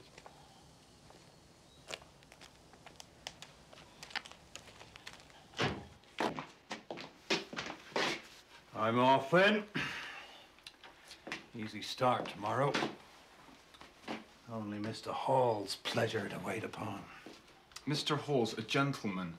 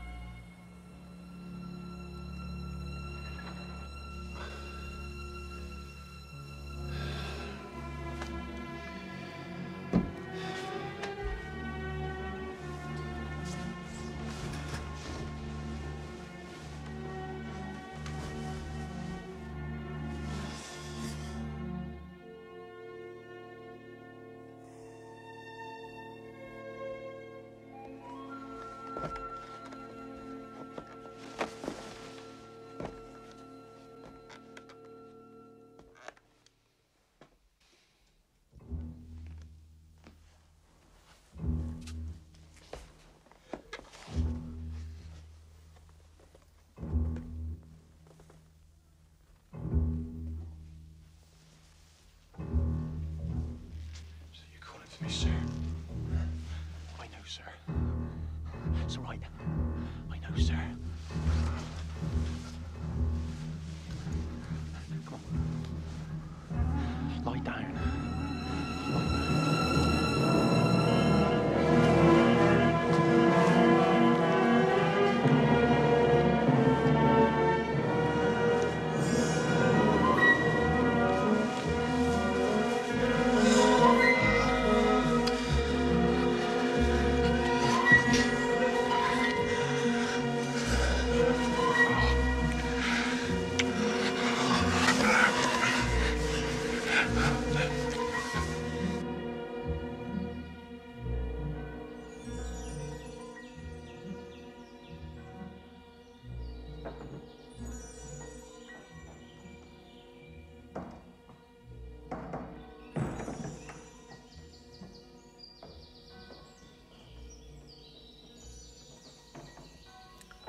Sir, the church has struck. You'll have to release him. Maurice. Maurice. There's a cricket pitch I have to help roll for the match, and the young birds too. Boat's done. Mr. London dives splack into the water lilies. They told me that all young gentlemen learn to dive, but I never learnt to. It seems more natural, like not to let your head get under the water. I call that drowning before your day. I was taught I'd be ill if I didn't get my hair wet. Well, you was taught it wasn't the case.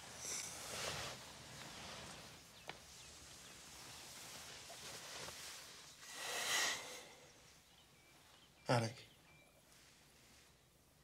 do you ever dream you had a friend? Someone to last your whole life?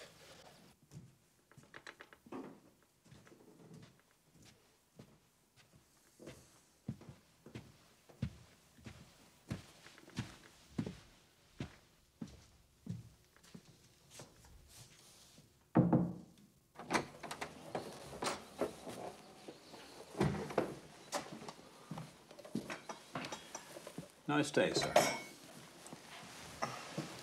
Nice day for the match. Hmm?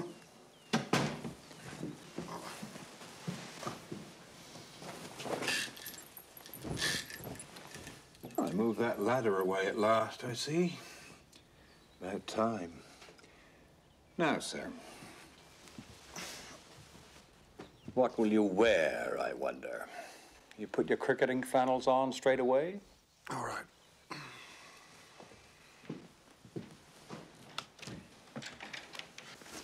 Oh, sir, in Mr. Durham's absence, the servants feel we should be so honored if you would captain us for the match.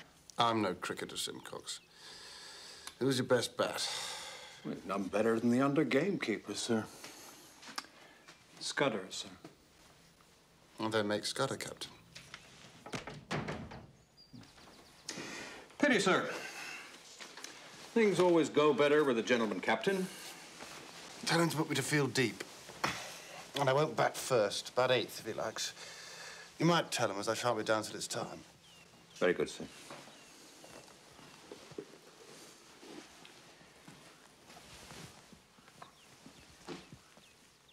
Oh, dear, sir. Mud on the carpet.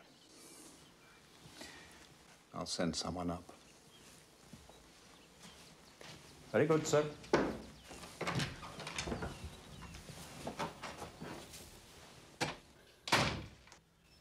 captain's put himself into bat first. Clive Durham would never have done that. Little points interest me. He's our best man, apparently. I've an instinct the man's conceited. He's lost very well. He's playing more carefully this year. Run! Run hard, Roger! Bowlers in!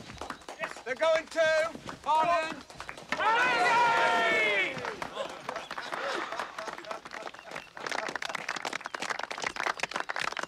That's neat.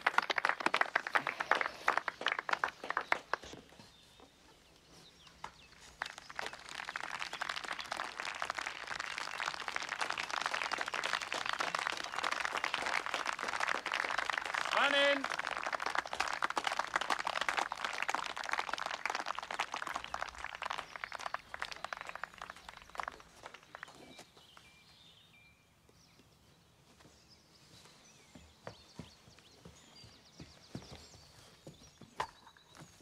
Go for it, Chase.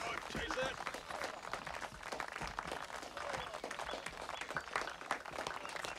Well, jolly well done. Marvellous. Well done.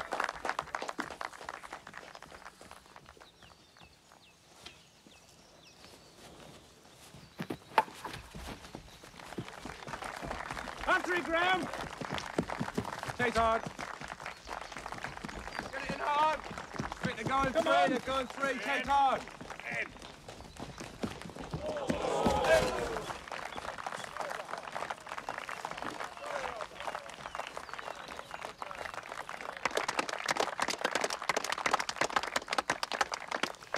I do begin to see what you mean. Well, with a haircut.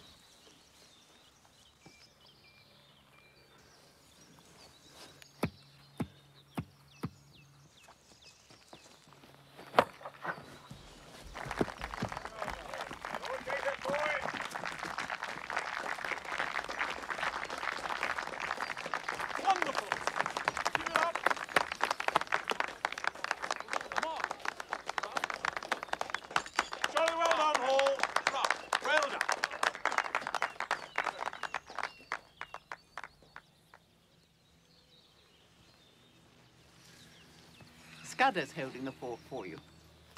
He's doing rather well. Well, I suppose I better play for a bit. Please these people. Over. Simon? Andrew, down to point. I'll just go down to mid off, please. Clive. Aren't you exhausted?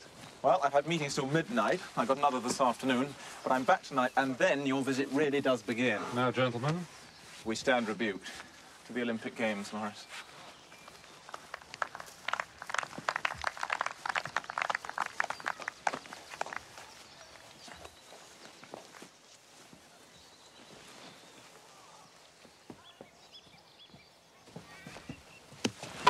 Yes? Chase him, Simon! No, wait. Sorry, Maurice. Sorry. Get it in, Andy. Take off.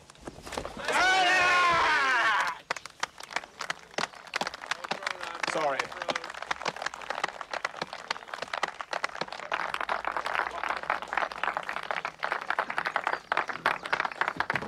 Well played, Mr. Hall.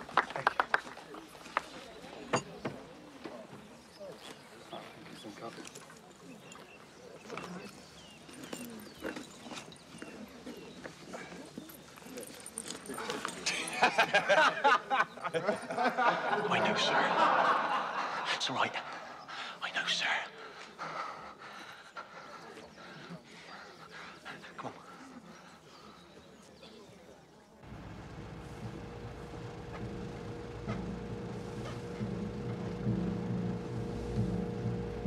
What sort of man was that keeper of yours who captained us? Scudder?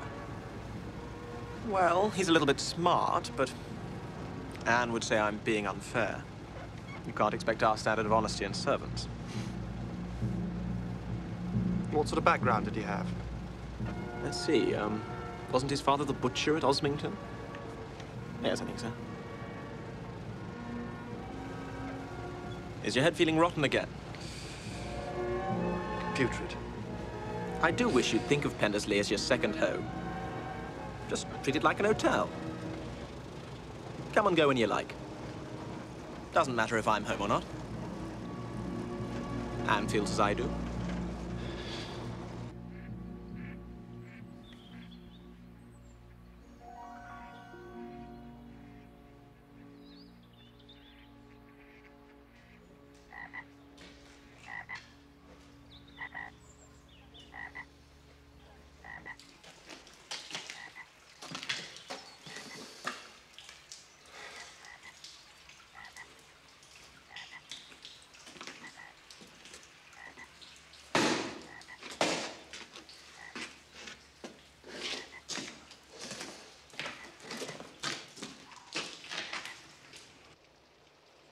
Pretend to the other gentleman that you want a stroll. It's easily managed. Then come down to the boathouse. Dear sir, let me share with you once before leaving old England. It's not asking too much.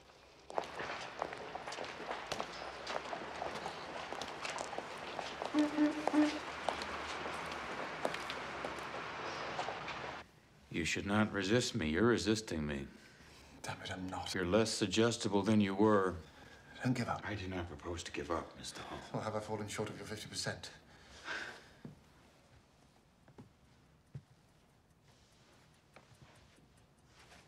I needn't remind you that your sort were once put to death in England. I would advise you to live in some country, France, Italy, where homosexuality is no longer criminal. Would it ever be like that in England? England has always been disinclined to accept human nature. I've not told you the whole truth. No, Mr. Hall? Since I was here, I went wrong with the gamekeeper. Terrified he may blackmail me. Apparently, he's quite smart enough to do so. I have an idea that's what's stopping me from going into a trance. He sent me a letter, you see. Oh, read it.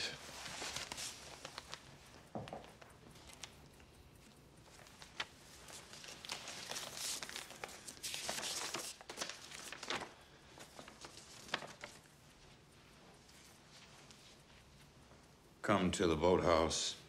I have key and will let you in. No doubt he has a duplicate key. And an accomplice waiting up at the house. I, since cricket match, too long to place both arms around you and share with you. The above now seems sweeter than words can say. Mind and right if you don't come, for I get no sleep waiting. So come without fail to boathouse, Pendesley, tomorrow night. Yours respectfully, Alex Scudder, gamekeeper to C. Durham, Esquire. I'm walking on a volcano. He's an uneducated man, but he's got me in his power. Will he have a case in court, do you think? I'm no lawyer, Mr. Hall. You'd have to consult your solicitor. My children playing overhead.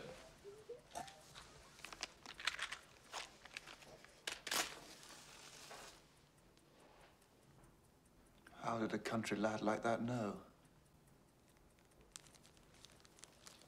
Why did he come to me that one night when I was at my weakest?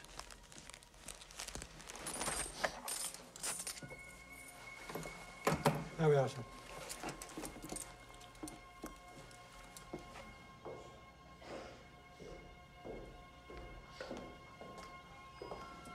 Just a moment. Ticket, please. Ticket.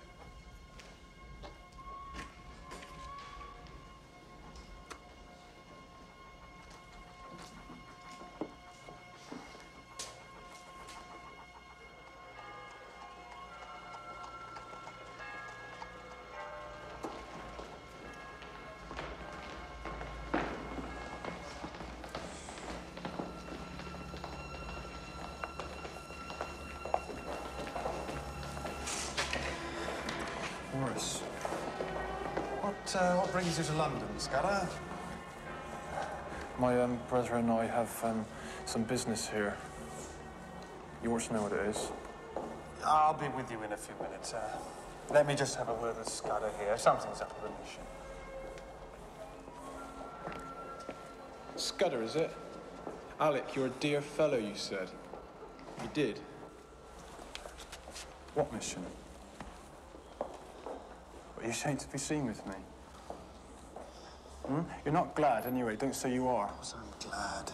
Then why didn't you come to the boathouse? I waited 2 nights. I got no sleep waiting. I know something. I'm sure you do. I'm sure you could tell me a good many things, Alec.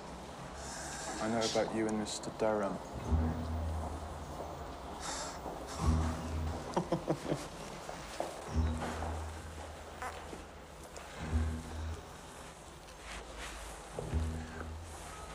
It's your office, is it?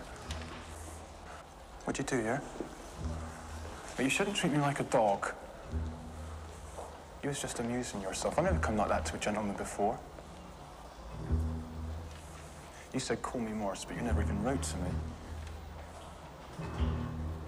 You made a fool of me, and I can make you sorry for it.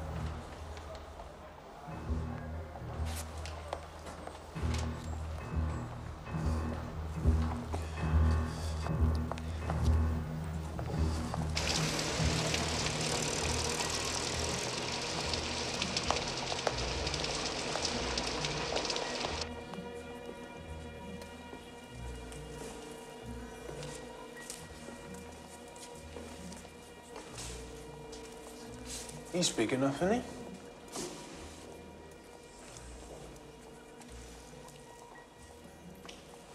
Well, he must have owned wonderful machinery to make a thing like that. I expect so.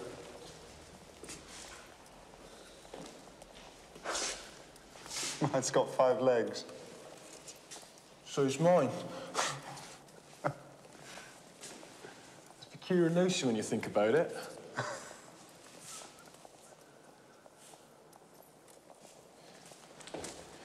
Do, Mr. Hall. I know what you're trying to do. You do better to settle this, I can tell you. You've had your fun, now you've got to pay up. I'll leave you to think it over.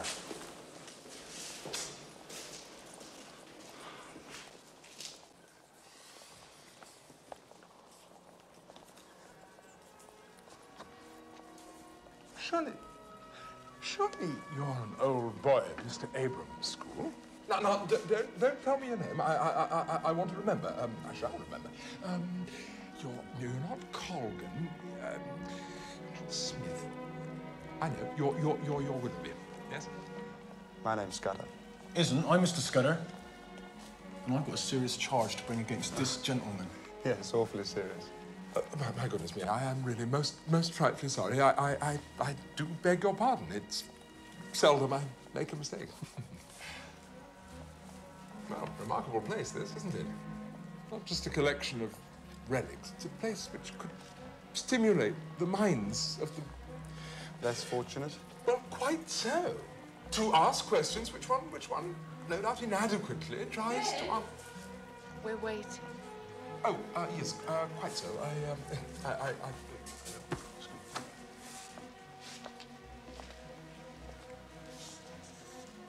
Extraordinary thing.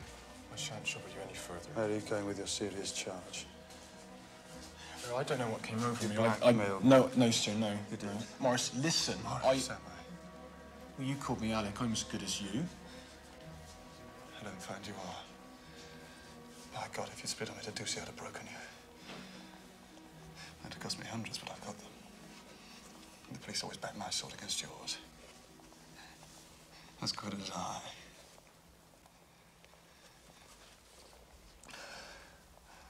Come outside. It rained even harder than this at the boathouse. It was even colder. Why did you not come? I was frightened. And you let yourself get afraid of me. That's why we're trying to down each other. I wouldn't take a penny from you. I don't want to hurt your little finger. Come on, let's give over talking. Here. Stop with me. Sleep the night with me. I can't. I've got an engagement. Formal business dinner. It's my job. Meet me another evening instead. I can't come to London again. My father or Mr. Berenius will be passing remarks. What does it matter if they do? What does your engagement matter?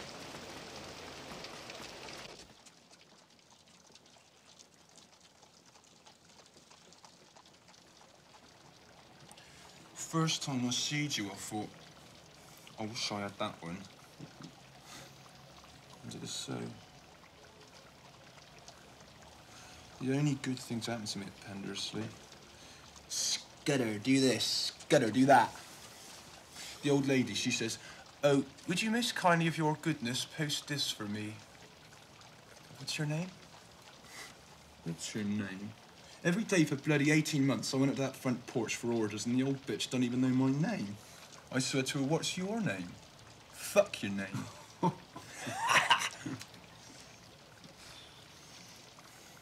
Nearly did, too.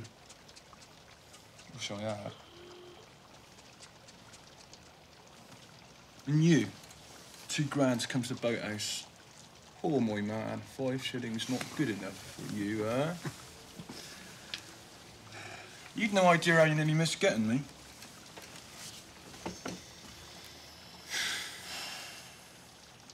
Boathouse was a place I always fancied. Still got the key now, matter of fact.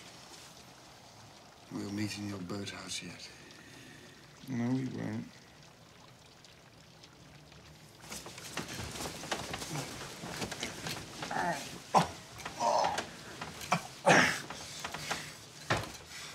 You remember that, any road.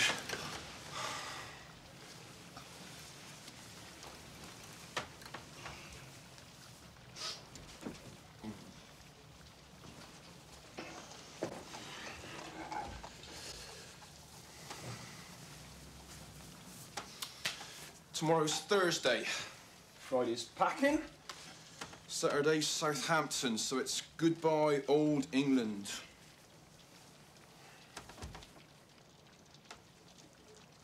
You mean that you and I shan't meet again after now? That's right, you got it quite correct. Stay with me. Stay? It's my boat? You daft? All the bloody rubbish. Ordering me about again, you would. There's a chance in 1,000 we met. You know it. Why don't you stay? Stay with you? How? And where? With your ma? Oh, yeah. What would she say if she saw me? All rough and ugly the way I am. My people wouldn't take to you one bit. And I don't blame them either. And how would you run your job, I'd like to know? I shall chuck it. Your job in the city? What gives you money and position? You talk like a man who's never had to earn his living. You can do anything. Once you know what it is, we can live without money, without people. We can live without position. We're not fools. We're both strong. There'd be some place we could go.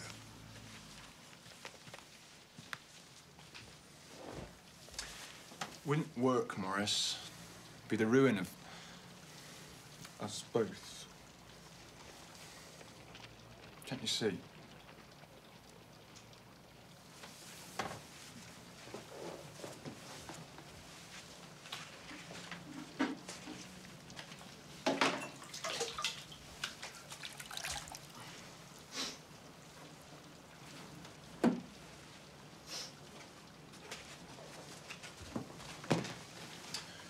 Well, I'm off.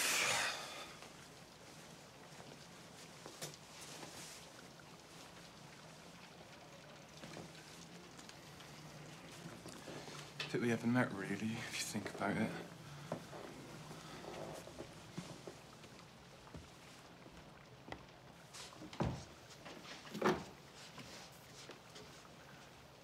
You paid for this room in advance, didn't you? And then they won't stop me downstairs or anything. You'll be all right.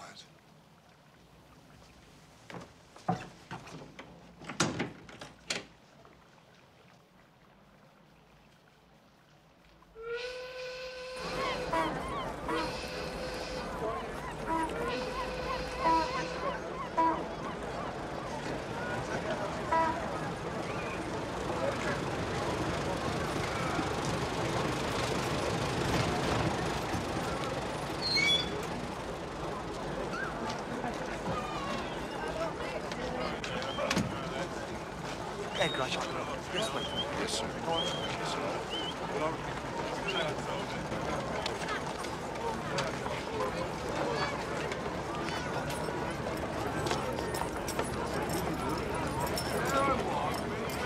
Good afternoon. Oh, yes, I'm come to see a passenger off. Alex Scudder. Ah, the Scudders. Yes, I believe they're up there, sir. Right, thank you. Thank you very much, sir. Plenty of time yet. Oh, he won't be late. If Alex says the thing, he means it. He can be late if he likes. I can manage without him, but he needn't expect me to help him anymore. Mr. Scudder?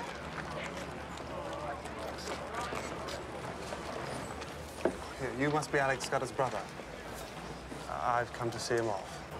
Alec ain't aboard yet, but his kit is. Interested to see his kit? No, don't worry. I'll just wait with you, if I may.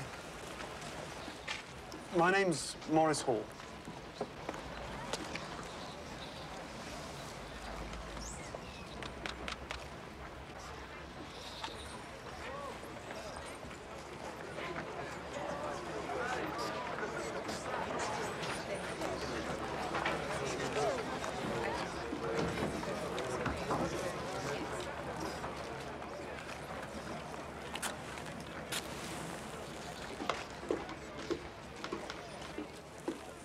Good afternoon, Mr. Hall. Now, this is kind of you, Mr. Hall. I could hardly believe my eyes when I saw you among his friends here. Family? My parents, and I'm his brother, Frederick Scudder, purveyor of viand at your service. I am Mr. Berenius. Alec is one of my parishioners. I've come to give him a letter of introduction to an Anglican priest in Buenos Aires in the hopes that he will be confirmed after landing. Very kind of you, sir, I'm sure.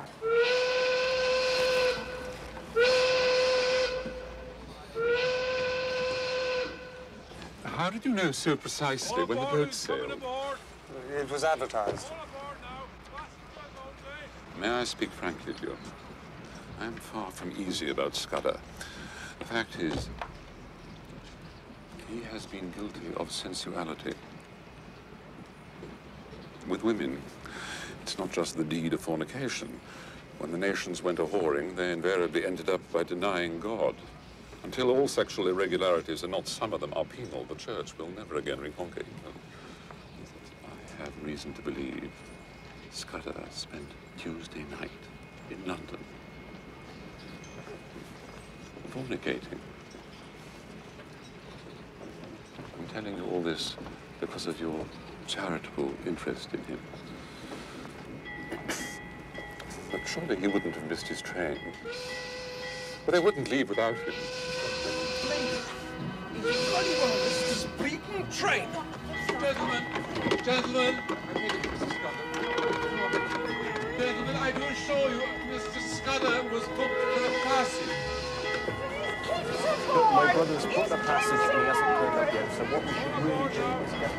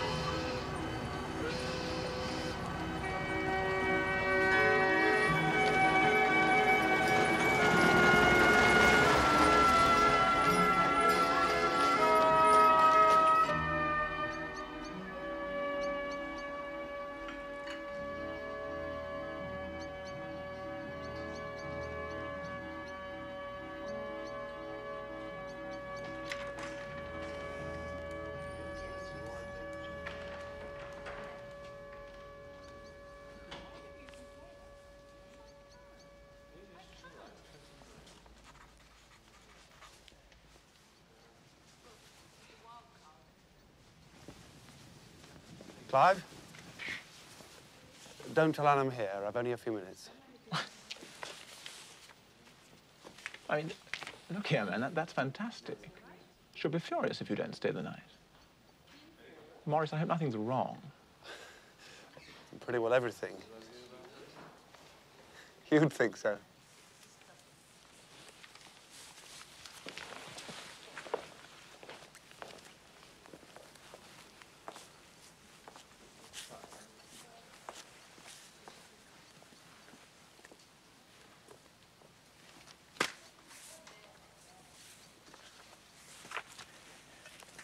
Very well. I'm at your service. My advice, though, is to sleep here tonight and ask Anne in the morning. Where a woman is in question, it's always better to ask another woman, particularly if she has Anne's almost uncanny insight. I'm not here to see Anne. Or you, Clive. It's miles worse for you. I'm in love with Alex Scudder.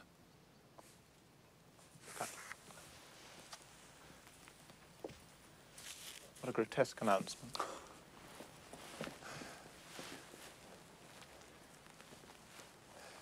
Most grotesque. But I felt I ought to tell you. Maurice, we did everything we could when you and I thrashed out the subject. When you brought yourself to kiss my hand. Don't allude to that.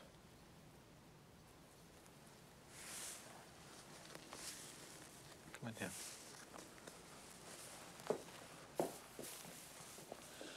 I'm more sorry for you than I can possibly say. And I do beg you to resist the return of this obsession. I don't need advice. I'm flesh and blood, Clive, if you'll condescend to such low things. I've shared with Alec. Shared what? Everything. Alex slept with me in the russet room when you and Anne were away. Oh, good God. Also in town. The sole excuse for any relationship between two men is that it remained purely platonic. Surely we agreed that. I don't know. I've come to tell you what I did. Well, Alec Scudder is in point of fact no longer in my service. In fact, he's no longer in England. He sailed for Buenos Aires this very day. Didn't. He sacrificed his career for my sake. Without a guarantee. I don't know whether that's platonic of him or not. But it's what he did. Scudder missed his boat? Maurice, you're going mad. May I ask if you intend to pursue... No, you may not ask. I'll tell you everything up to this minute, not a word beyond.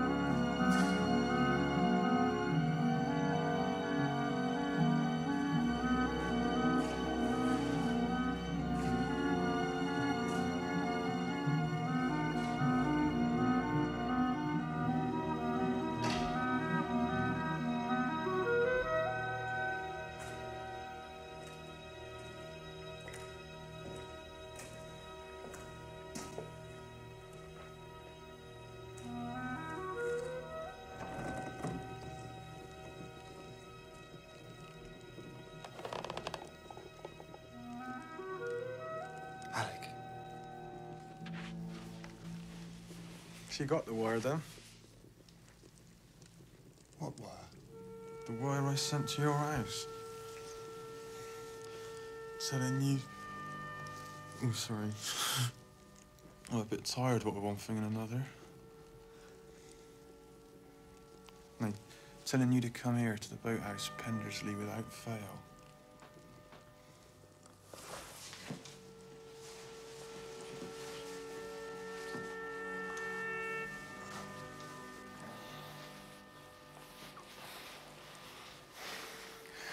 We shan't never be parted.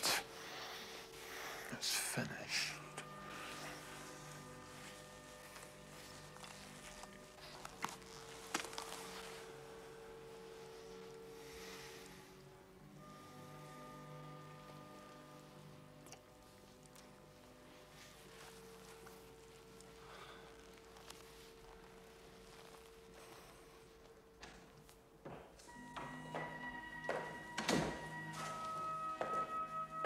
Will that be all, sir? Yes, thank you, Simcox. Good night, sir. Good night.